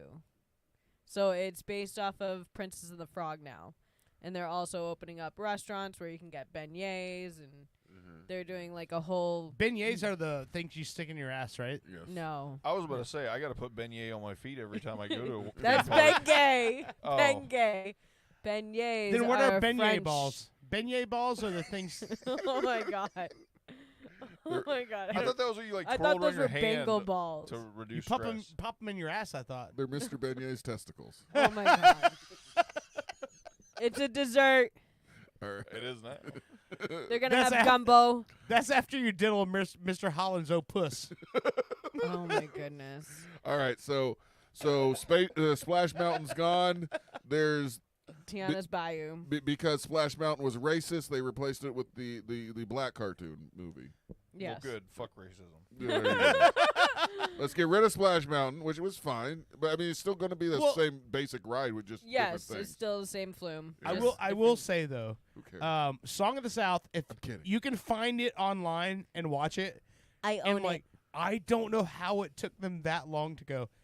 Hey, maybe we should kind of distance ourselves from this. Well, no, you weren't able to get it on VHS for like the longest Only time. in or America. DVD I'll be or honest with Blu-ray. you. I haven't seen it since I was probably 8. When did it come out? I was probably 8 years old or something. No, it came out in the 60s, but it was available like when we were kids. I remember having the records, like because when I was a kid, we had Disney records, you know, and I remember the records, the songs, everything. Didn't think about it until I got older, and then I started watching it. I'm going, wait a minute, so which animals are the slaves here? Like, yeah, it was like full on, like, yeah. No. Anyway, what I was going to say is my earliest memories. Obviously, I don't remember very well. Yeah. But when people started saying, "Oh, it was a racist movie," even just my young childhood memories, I started kind of thinking about it. I was like, "Oh yeah, I guess it probably was."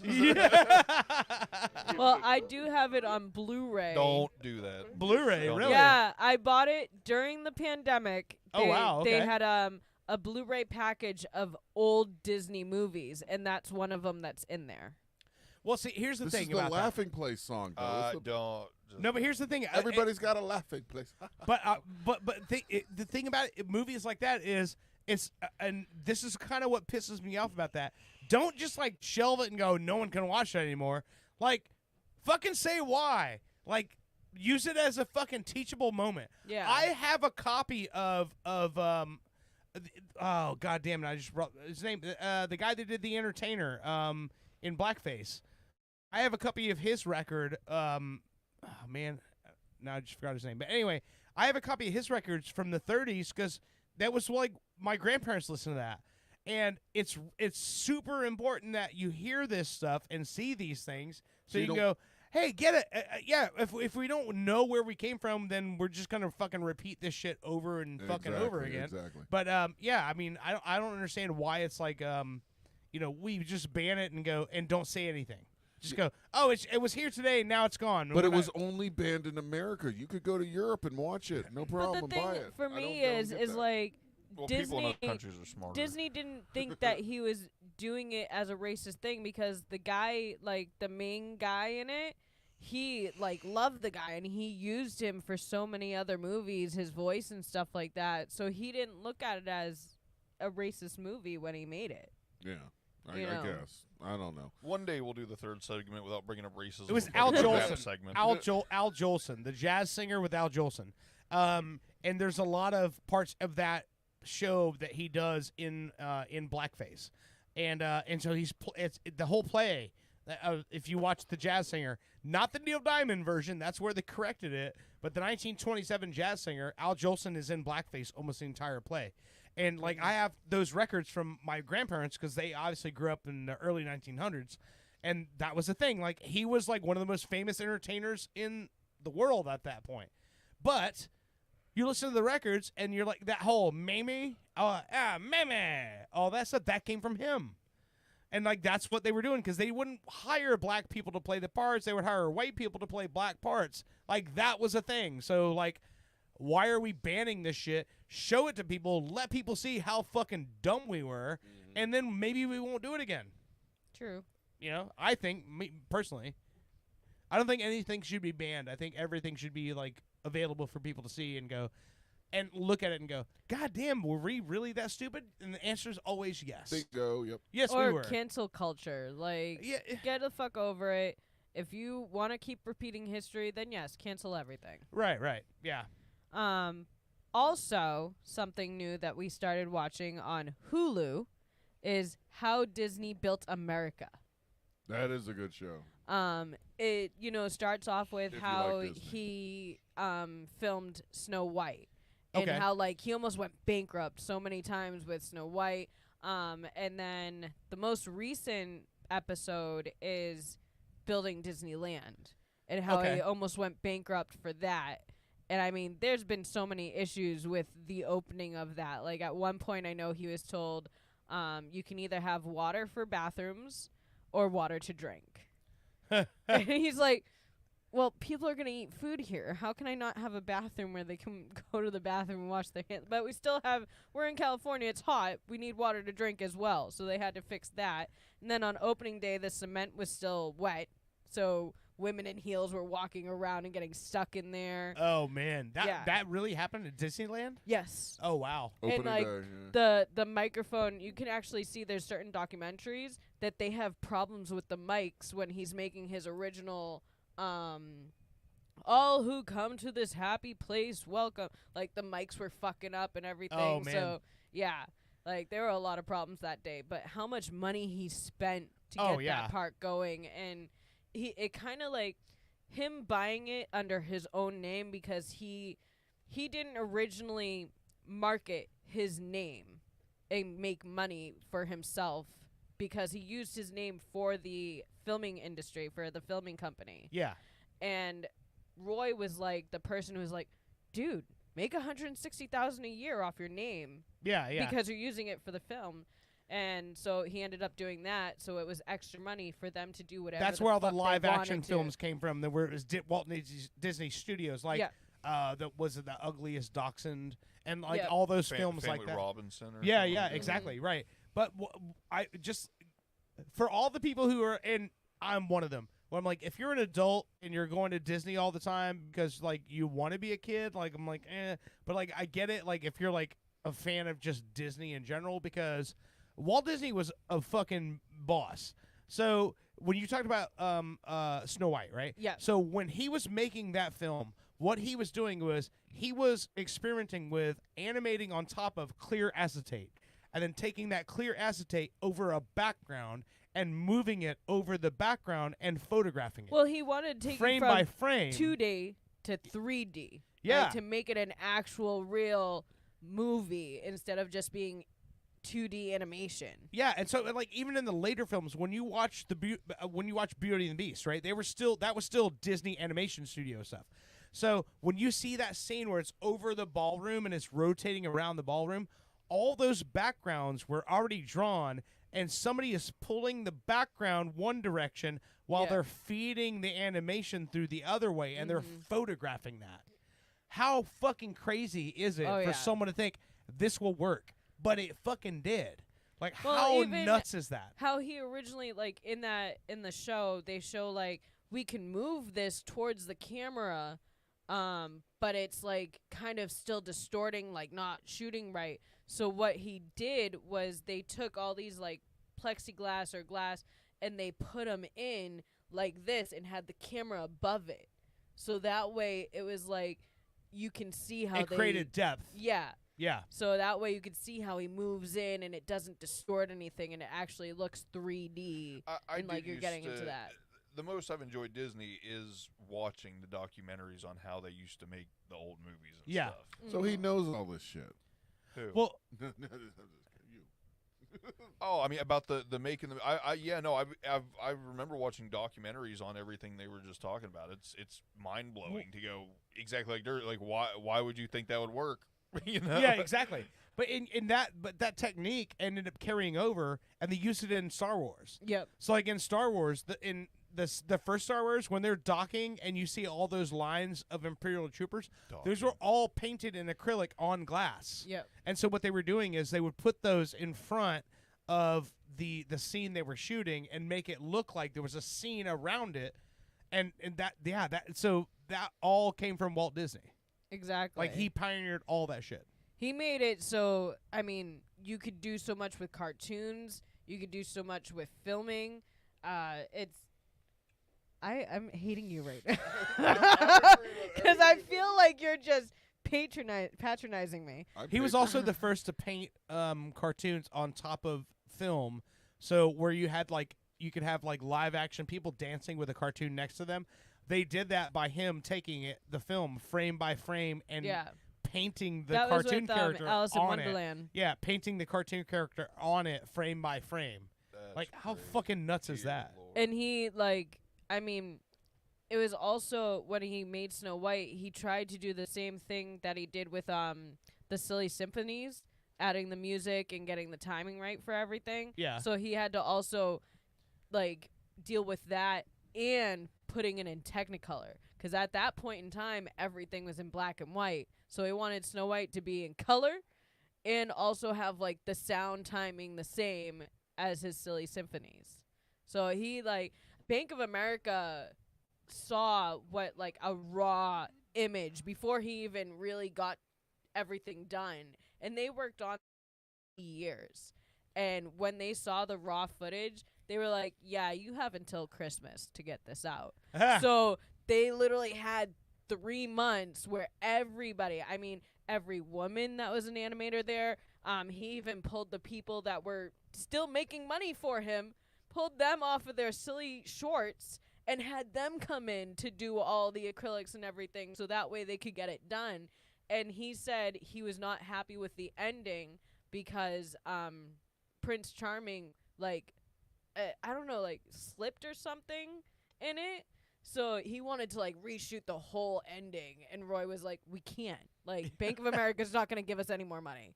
We just need to leave it as is. He's going to slip. That's it. Put the film out and let it go. In the cartoon? Yeah. At the end, I guess he, like, shifts or slips or something. And he was, like, not happy about that. It's probably something only he would have caught. Exactly. Most likely. And even, why I like, did the moonwalk. can you imagine, like, these are glass. So, and having a short period of time to get it done.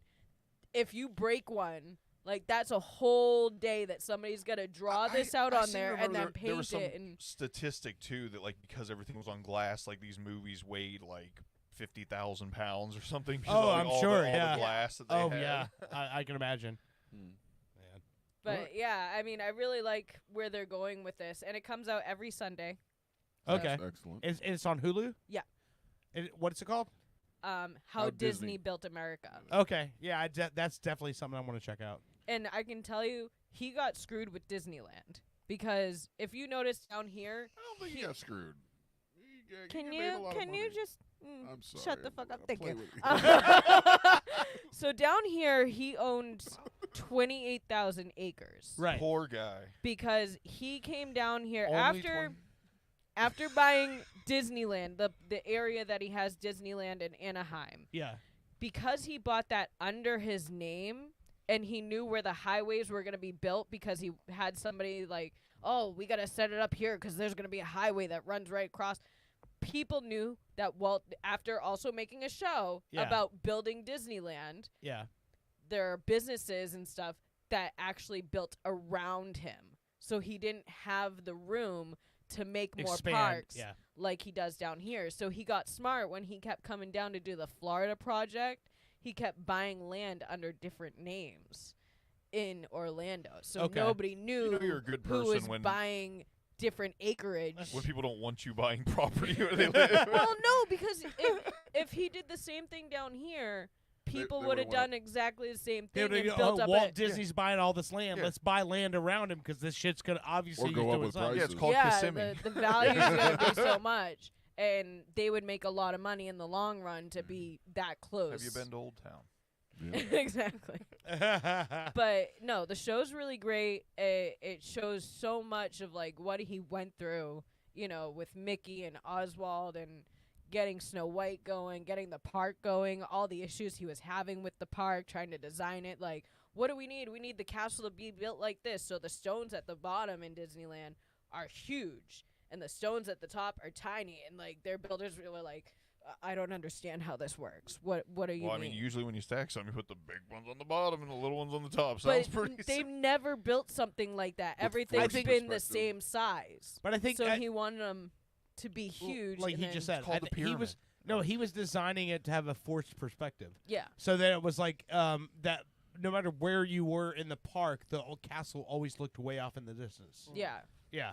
And his last ride that he actually like had a hand in building or making was the Pirates of the Caribbean in Disneyland. Oh, really? Yeah. Okay. Originally, that was supposed to be a walkthrough Yeah. type thing, and then he was like, no, we need a ride, and he like helped with all the animatronics and, you know, so on and so forth.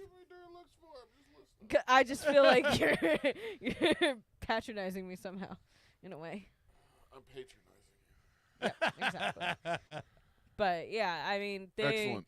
the innovation that he. God damn it! Why you push the mic away? You can't tell him go fuck himself without the mic.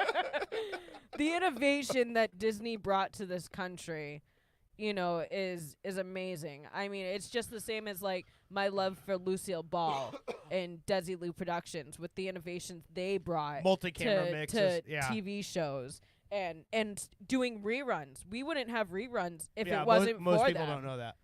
Like, and being pregnant on TV, she was the first woman to ever be pregnant on TV. I'm gonna send you a link after the show of one of Gilbert's podcasts where he actually talks to a guy who was part of the Desilu production studio, and he tells the whole story about how she ran an acting school and she was one of the only people in Hollywood who had the rights to her masters, so she could actually have everyone over to the studio and play one of her films or one of her shows and say, watch this now, what did we do here, and like actually do an acting school based on film, because no one else could do that because they didn't own their films. Yeah. Yeah, Well, they were her and Desi were so far ahead of the time. Well, CBS originally didn't think that, a Cuban and a redhead American were a real couple. So they took their show on the road and got real good reviews about it. I'm not saying they're wrong for that, but no.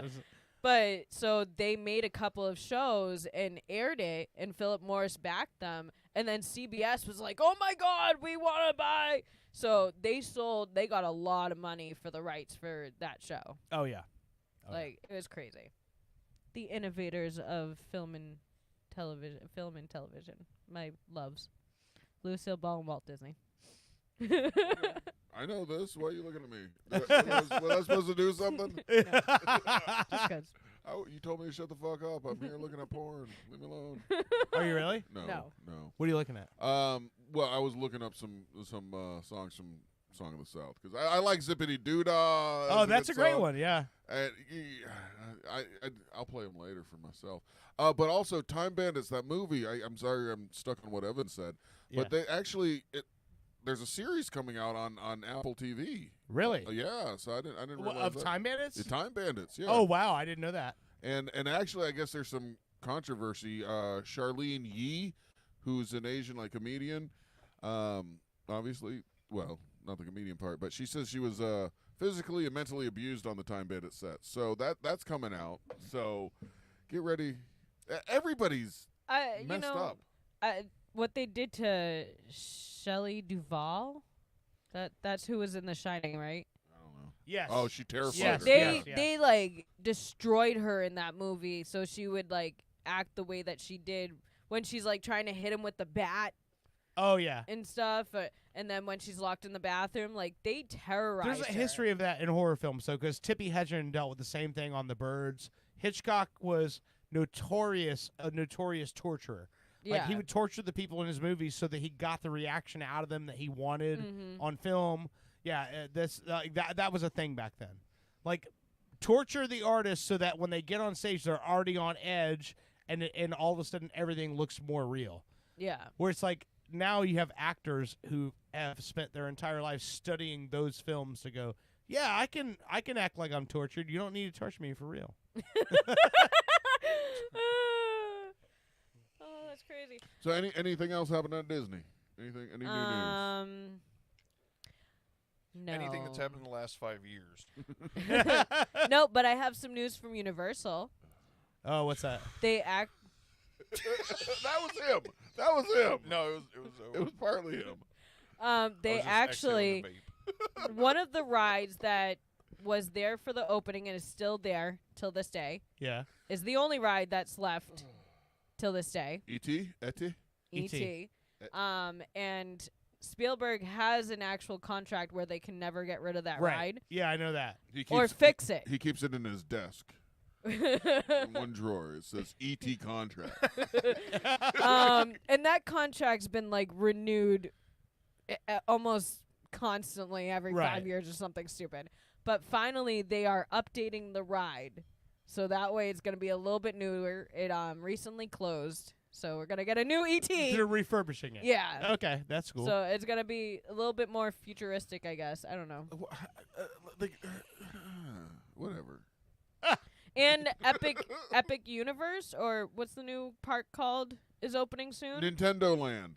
No, it has a Nintendo Land. And it has a... Oh, the whole thing isn't just Nintendo? No, it's called Epic Universe. Universal's Epic universe or something like that, and it's gonna have Nintendo Land. It's gonna have Minion Land. Ugh. I mean, cool. I heard it was gonna have Grand Theft Auto Land, and I was looking forward to beating up some hookers.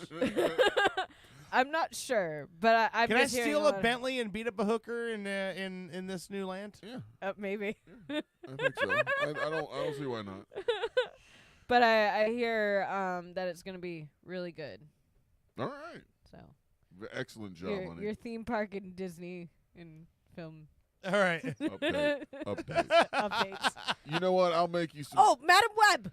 I've watched Madam Web fully. Did you? Yeah, you fell asleep. 3 times I followed. What is Madam Web? Madam New Web movie. is a new Spider-Man movie on Netflix. On Netflix. But I'm like, if this is a Spider-Man movie, why is it not on the damn Disney Plus? I don't know, but I'll tell you, the ending kind of reminds me of X-Men. What? Okay. Nobody's going to watch the movie, but what happens at the end? Tell me, because I don't think I'm going to watch it for a 4th time.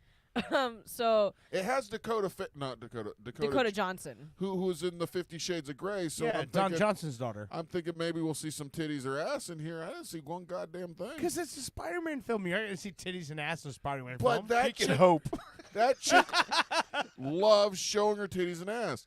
And really, there wasn't a whole lot of mention of Spider-Man in the movie at all. No, Are you guys they sure you don't. watched the Spider-Man movie, or you just went, "Oh, it says Web in the title. Listen to that new Spider-Man." That's what I was wondering. No, Madam Web is actually a He's character shooting in Spider-Man. he's shooting his web all over her titties right now. That looks like a web, right? So Sticky.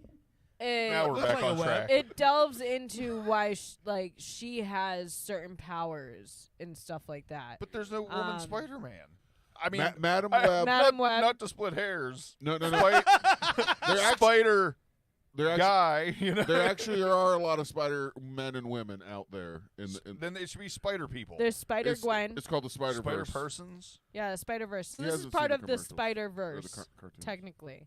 And Spider-Files? at the she gets hit with a firework and loses her sight, and she's in a wheelchair in the last scene, and she has 3 girls that are going to become Spider Women, certain ones later on. So she kind of takes them under her wing. They don't really have parents anymore, and she's just moving around like, in the wheelchair. Miles Morales, why don't you come in here and make a Spider-Woman out of this Spider? Oh my god! But she ends up having glasses like Cyclops. Yeah. And It's terrible because I think I do montage. pretty good about not being an old man, even though I'm, getting over 40. And I'm never the person that's like, okay, it's enough. You fucked with the stories enough. But I mean, I'm sorry. I'm listening to you talk about, and I'm like, She's not doing it justice. what the fuck Then are we why don't doing? you Seriously. say Well, something about the parts that you we did went say. from a dude that granddad gets killed and he becomes a spider His uncle. superhero. His uncle. I don't care. Uncle. And but he's doing super shit.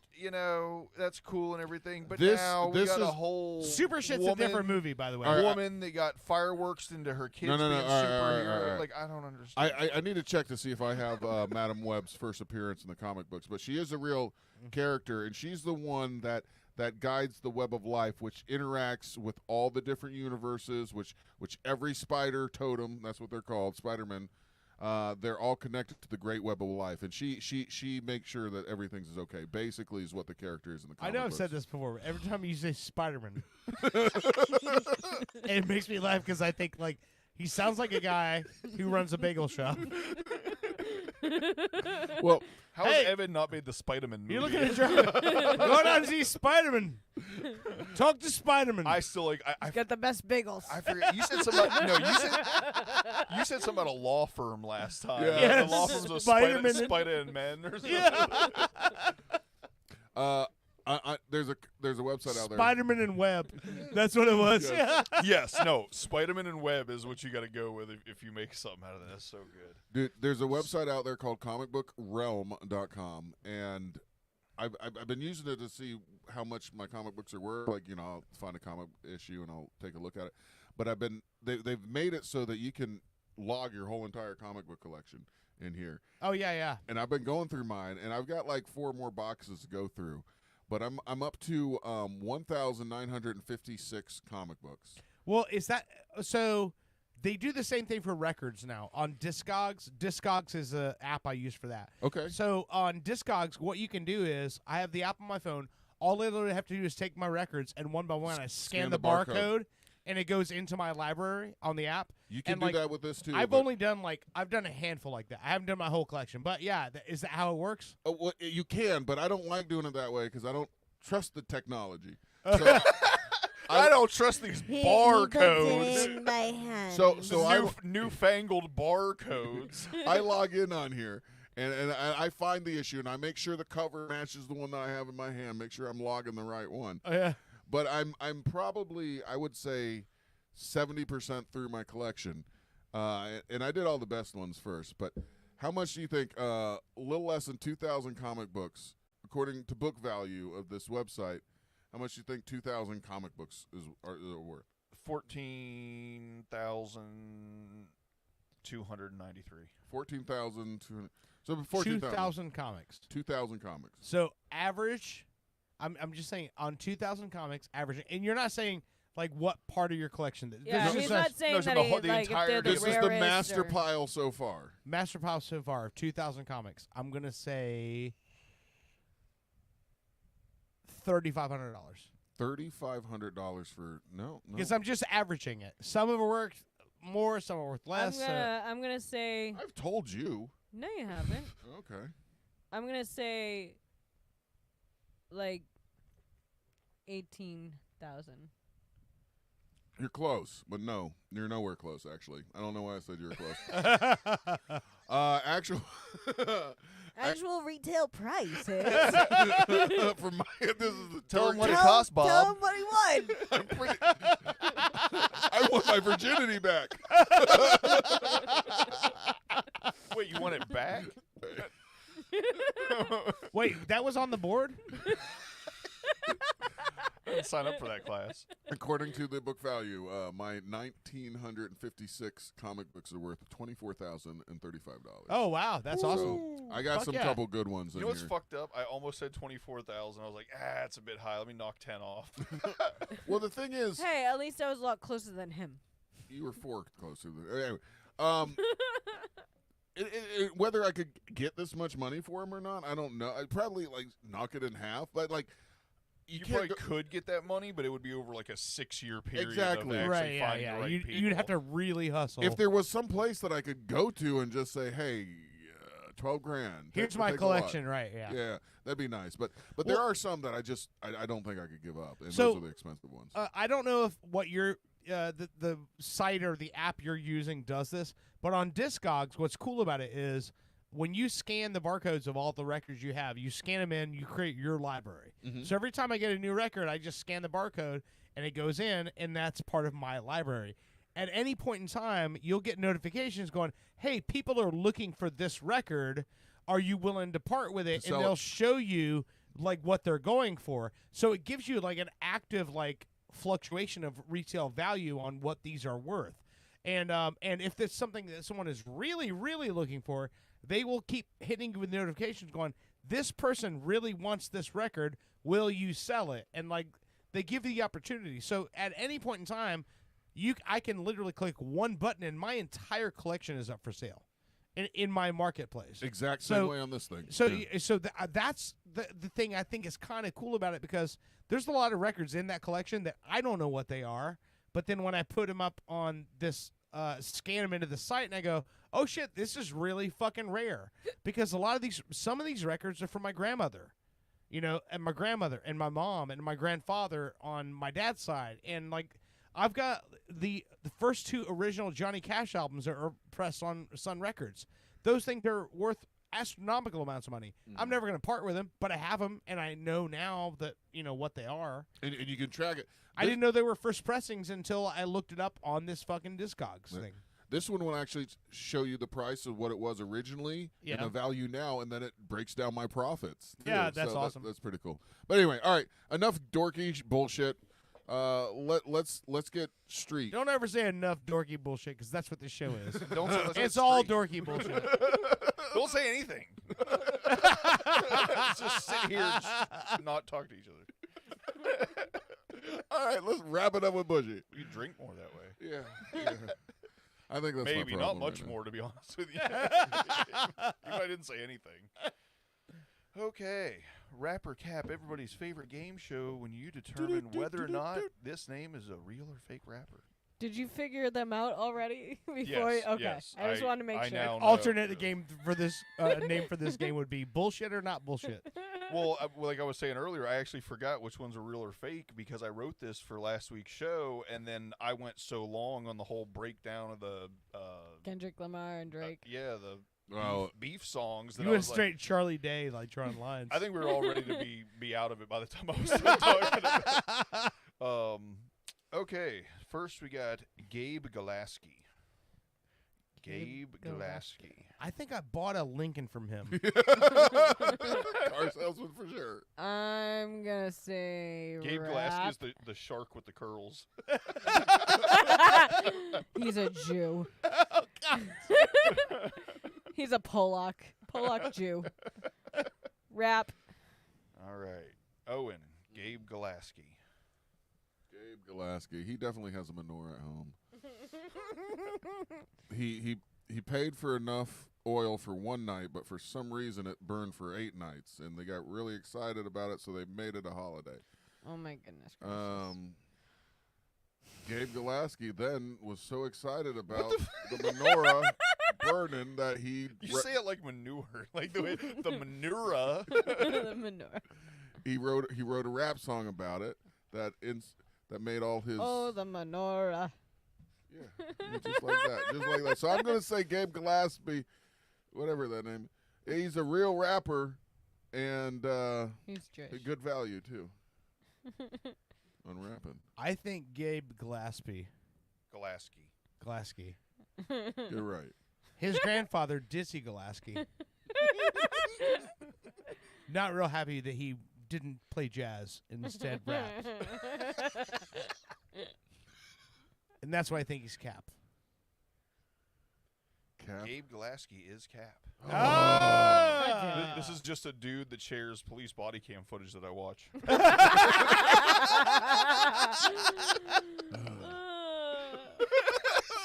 Asshole.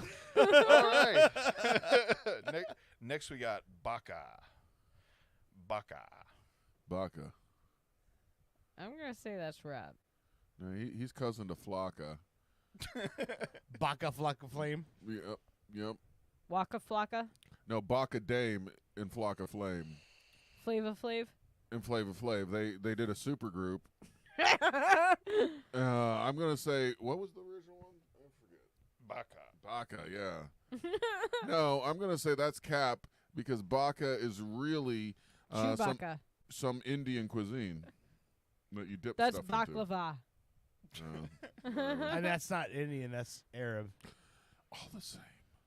I'm just kidding. They're not at all. I'm just being like dumb. So what are you like that. saying? Like rap Is or he cap? chewing cap, or not? cap, Yeah, no, fake. he said Cap. Cap. She said rap. Baka. It's chewy. Like Chewbacca. Or like Baka to fuck up. Ooh. Like Onyx. I like that one. Man, fuck. I'm gonna say rap. Baka is Cap. Ah! That is one of Drake's creeper buddies that I talked about last. He's one of the diddlers. Yeah. Allegedly. Allegedly a diddler. All right. Next we got Afro as an acronym. Afro as an acronym. Oh. So AFRO. Bonus point if you can figure out the acronym. Let me see. You go first, dear. Of course. You ladies first. Duh. What am I thinking?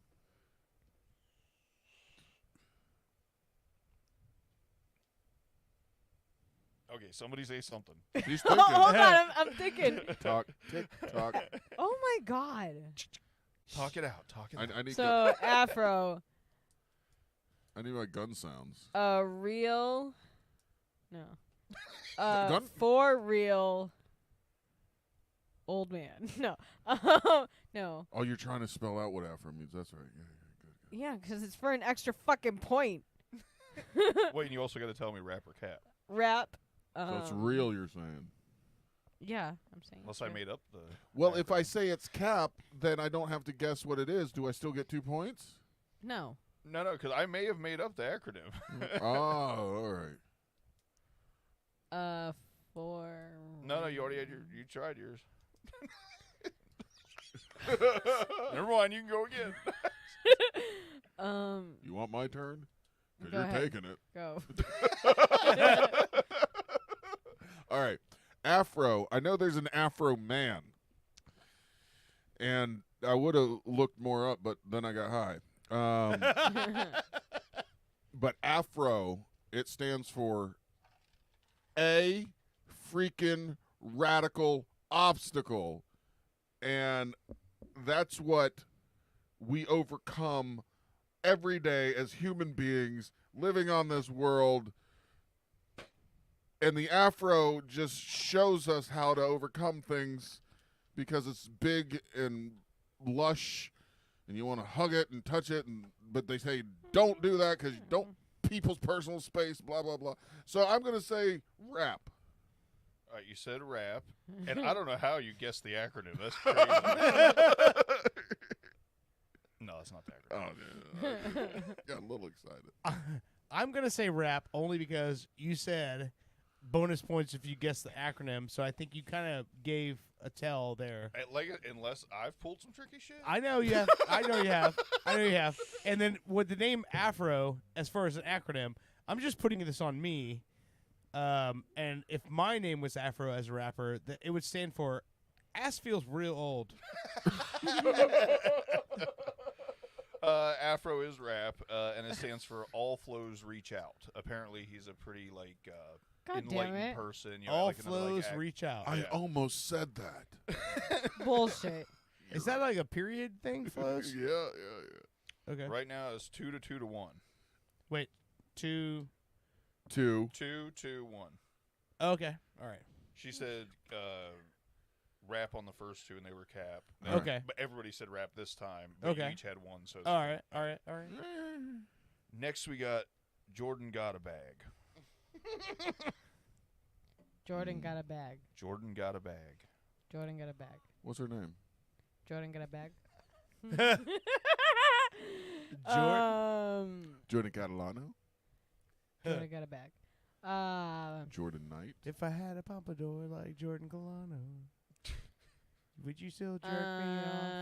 I'm gonna say that sounds like the name of a song and not an actual rapper. But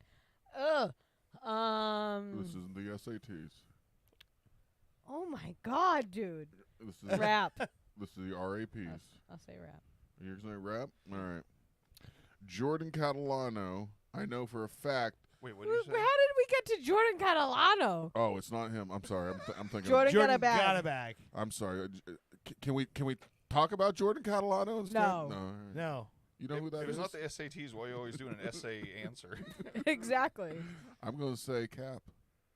That's not a real. That's not a real rapper. What'd you say? I said rap. Oh man, I'm gonna say cap. It is tied across the board right now. Oh shit! Jordan got a bag is real. All one word. Really? Yeah, Jordan. All got a one word? All one word. What's in the bag? Money. What's in a bag? What's in the box? Of course, there's fucking robbery involved. It's rap. Yeah. All right. Last but not least, Tazo.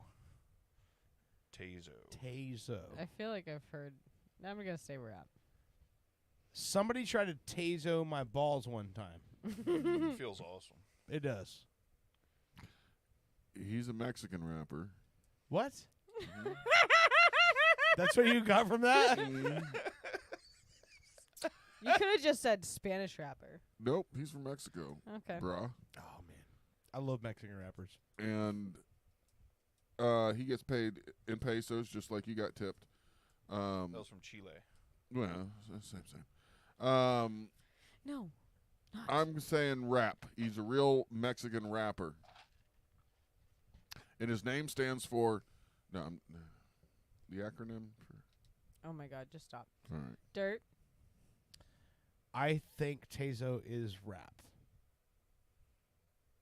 You guys completely tied this game. Oh, the whole game? The whole game, yeah. 2-2-2. That is Cap. Tezo is a T. That's fucking awesome. Shit. Wow, I wasn't expecting that. So, for the booty clapper this week, I did not plan on doing more Kendrick Drake stuff. However, my good buddy Zach, after I brought the beef to his attention and showed him the Not Like Us song and everything, he actually, I didn't immediately go and start at the start and like listen to all the songs and stuff.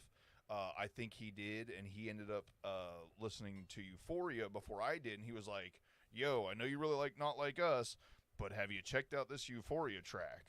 And I did, and it is such a good song. He said it's got a vibe to it. He's absolutely right. I've actually talked to a couple other people I brought up to today. They're like, oh, yeah, there's a lot of people that prefer Euphoria to Not Like Us. To me, they're kind of different.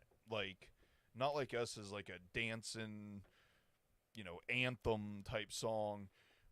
Oh, excuse me. This is more of an actual, like, riding in your car, jamming out. The further the song goes, the faster you drive.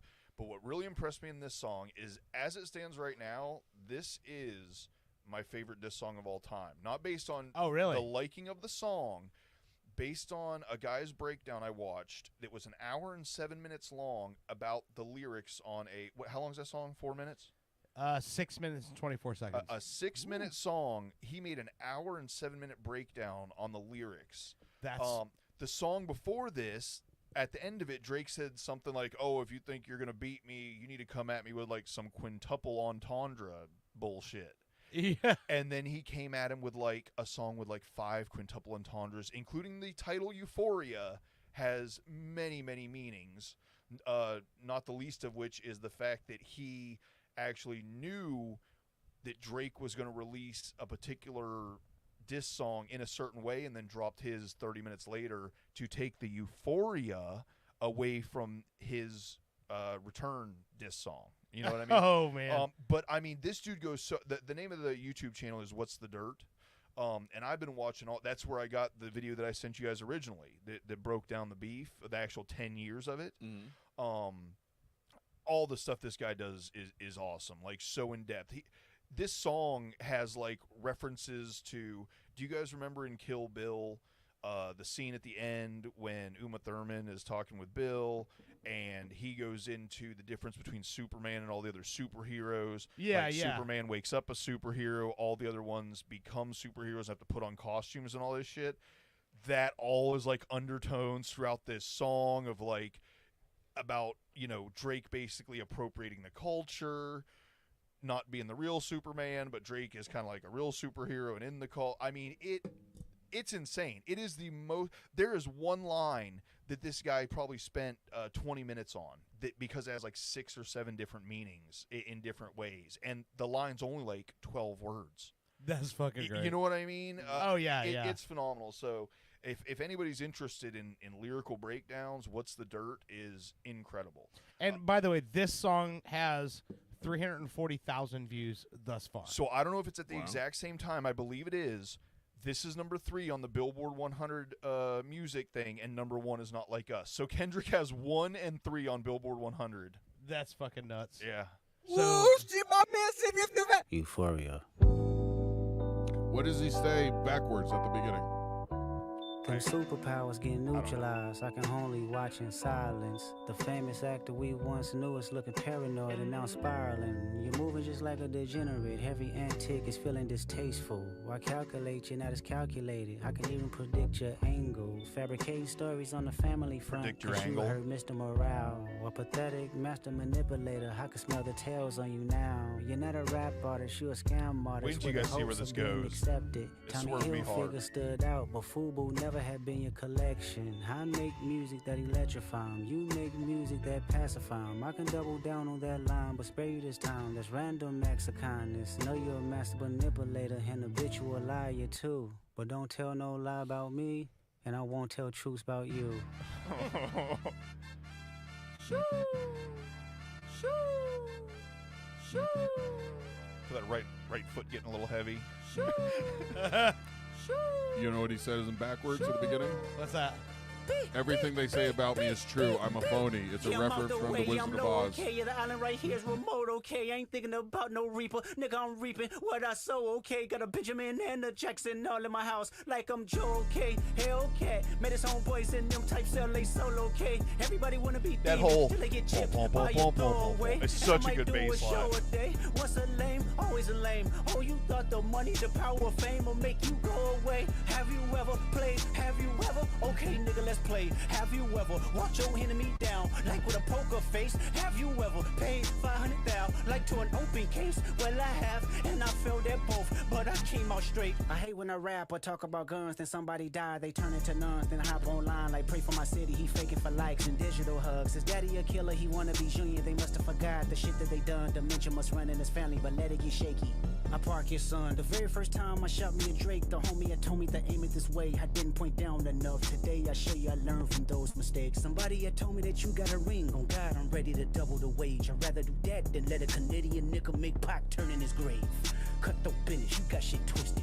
What is it, the braids? I hurt your feelings, you don't work with me no more. Okay. There's 3 ghosts left, and I see 2 of them kissing and hugging on stage. I love them to death, and in 8 bars I'll explain that phrase. It's nothing nobody can tell me. I don't wanna talk on no celly. You know I got language barriers. It's no accent you can sell me. You're Cole and Ivory, know I'm a selfish nigga. The crown is heavy. I pray they my real friends. If not, I'm YNW Melly. YNW Melly killed his best friend. For real, for you inherit the beef. Yeah, fuck all that pushing P. Let me see you push a T. You better hard spinning again on him. You think about pushing me. He's Terrence Thornton, I'm Terrence Crawford. Yeah, I'm whooping feet.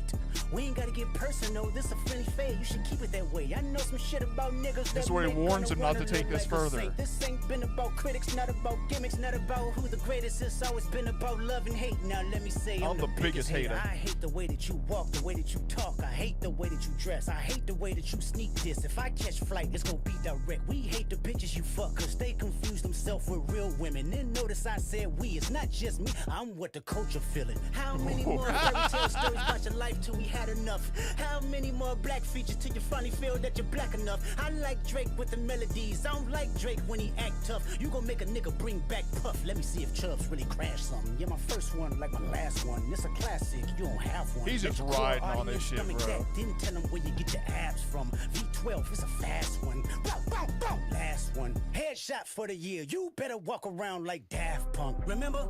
A Top Dog. Who the fuck they think they playing with? Extortion my middle name as soon as you jump off of that plane, bitch. I'm allergic to the lame shit. Only you like being famous. Yachty can't give you no swag neither. I don't give a fuck about who you hanging with. I hate the way that you walk, the way that you talk. I hate the way that you dress. Surprised you wanted that feature request. You know that we got some shit to address. I even hate when you say the word nigga. But that's just me, I guess. Some shit just cringeworthy. Ain't even gotta be deep, I guess. Still love when you see success. Everything with me is blessed. Keep making me dance, waving my hand, and it won't be no threat. I'm knowing they call you the boy, but where's the man? Cause I ain't seen him yet. Matter of fact, I ain't even bleed him yet. Can I bleed him? When I see you stand by Sexy Red, I believe you see 2 bad bitches. This I is believe funny. you don't like women. It's real competition. You might pop ass When with you 'em. stand That's by me Sexy on Red, you see percentage. 2 bad I'll make bitches. sure I double back with you. You assigned to a nigga that signed to a nigga that said he was signed to that nigga. Try cease and desist on a like that record. Oh, what? You ain't like that record? Back to back, I like that record. I'ma get back to that for the record. Why would I call around trying to get dirt on niggas? Y'all thinking my life is rap? That's whole shit. I got a son to raise, but I can see you don't know nothing about that. Waking them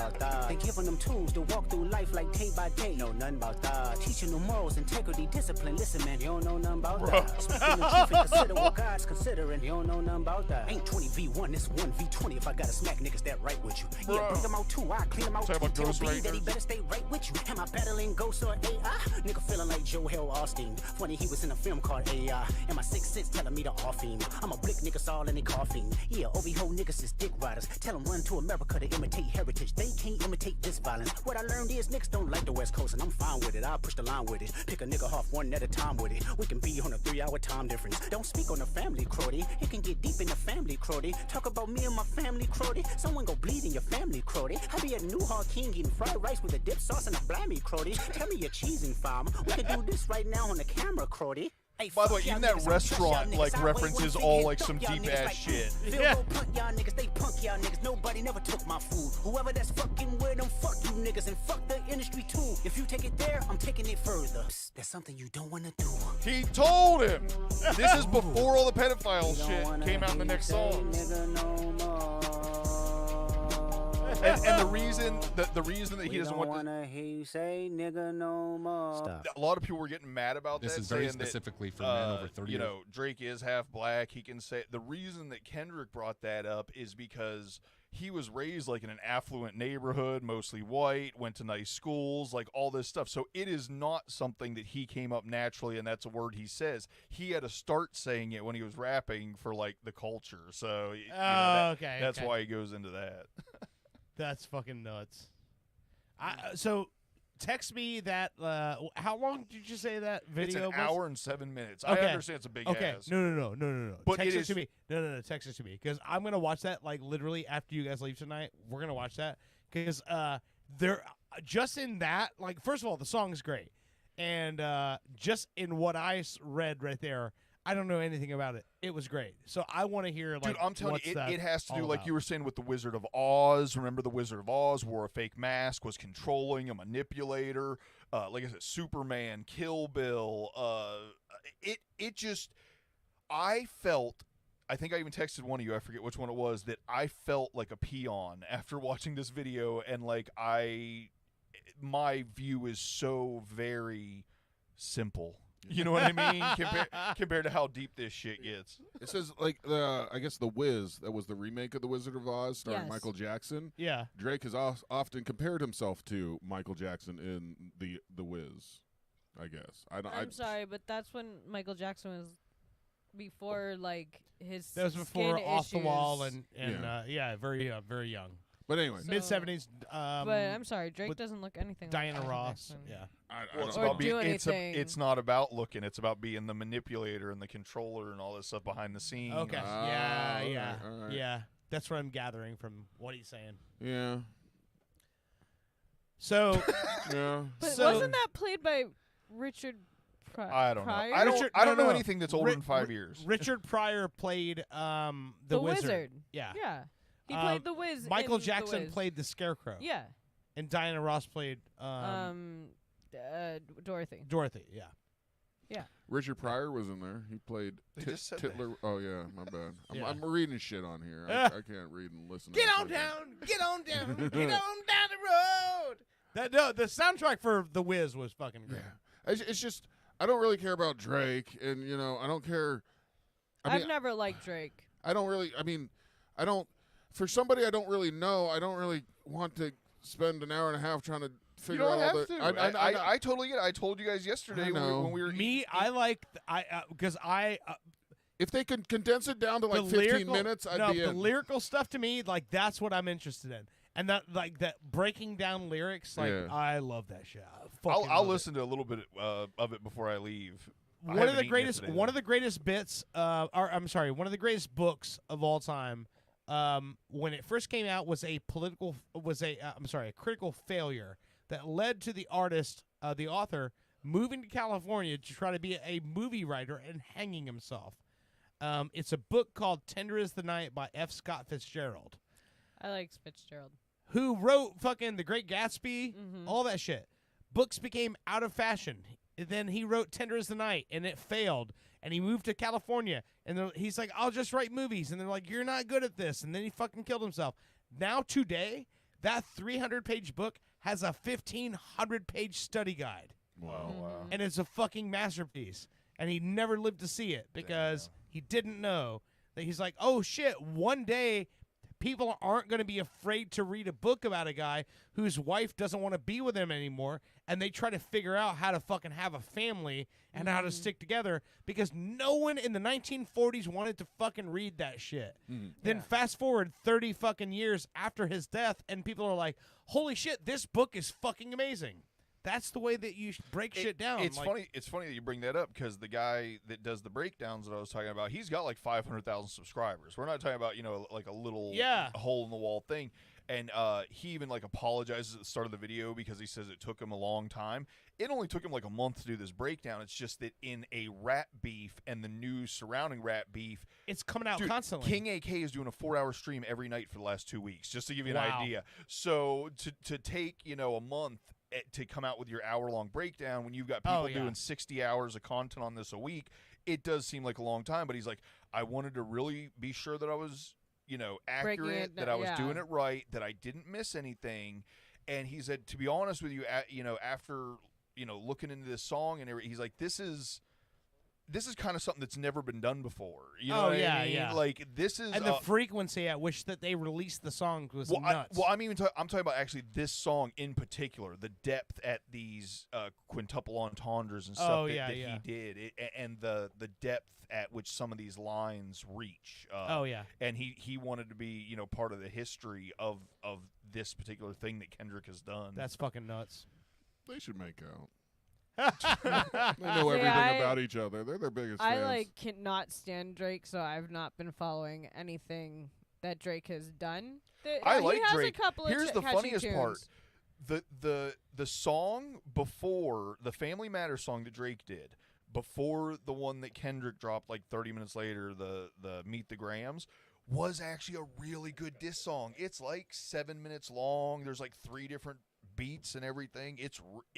It is a really good diss song, but it just got overshadowed by the way Kendrick was playing chess with the releasing of stuff and everything.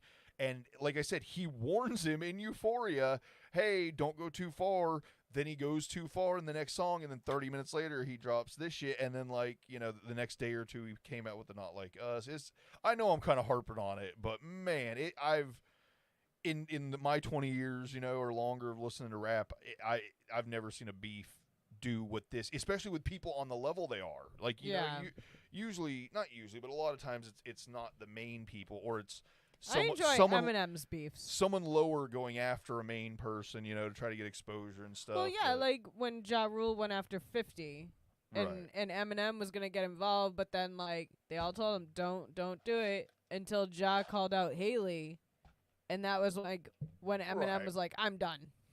But anyway, still like all that stuff, none of it was on the intellectual level that Kendrick has projected and put into these songs. It's insane.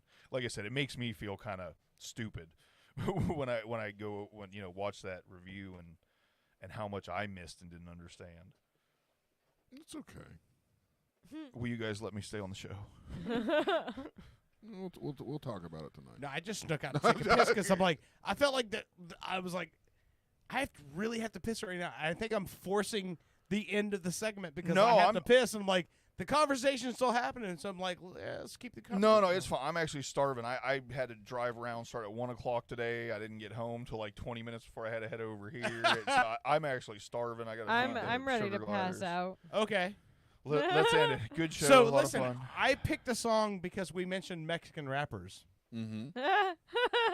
SMP. I don't know if you guys. I SPM? don't know that you guys know this record exists, but I don't speak Spanish.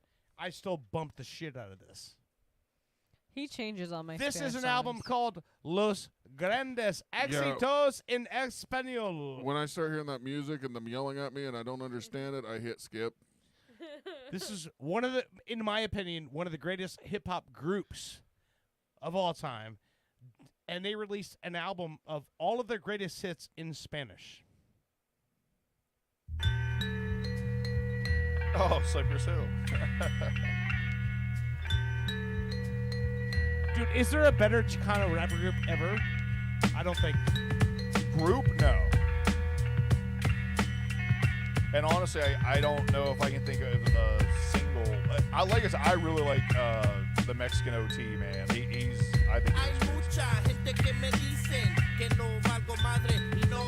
I actually really enjoy listening to Spanish rap, even not speaking Spanish. Just the flow of the words go together better than English, I think. Dude, and Be Real is such a fucking gangster, man. I love this fucking guy.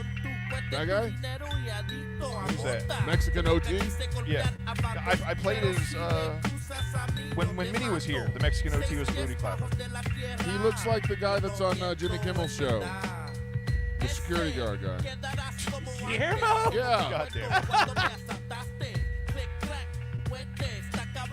No, but seriously, Spanish is a much smoother language for rap, I feel like. I actually really like listening to the rappers from like Denmark and shit. It translates really interesting into that too. Was that French, right? French rap? Oh, yeah. French rap is wild. It sounds so aggressive too. One of my favorite songs is not rap, but is Du Hast.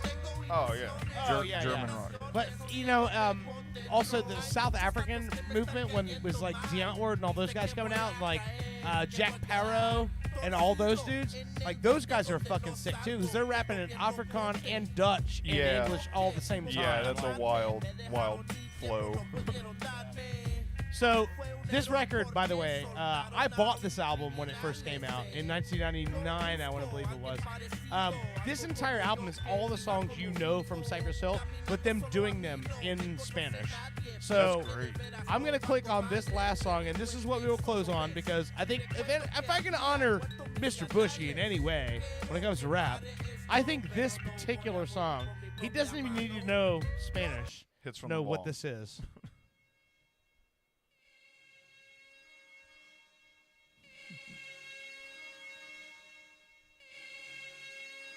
This bass line is so fucking...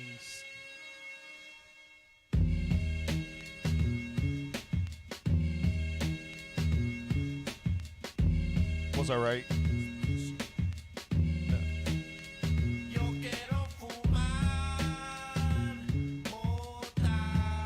You know this song? Oh, yeah. He's in Mota. I speak Spanish.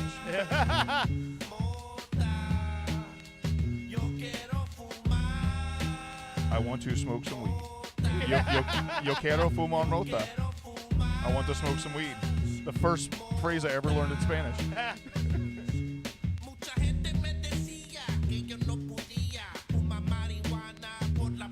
Marijuana, I heard it.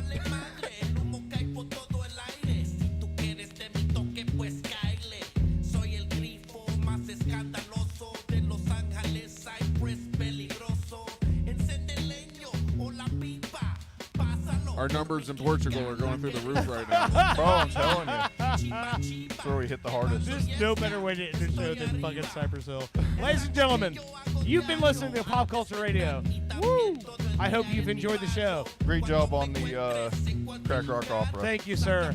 I think, and I hope you guys do get to see another show before we finish. And if you do, I greatly appreciate that. And anyone else who wants to come see a show, send us a message. If you don't have the information, if you're in the Orlando area and you want to come to a show, hit us up. Come say hi. It'll be great. This is Pop Culture Radio, and we will see you next week.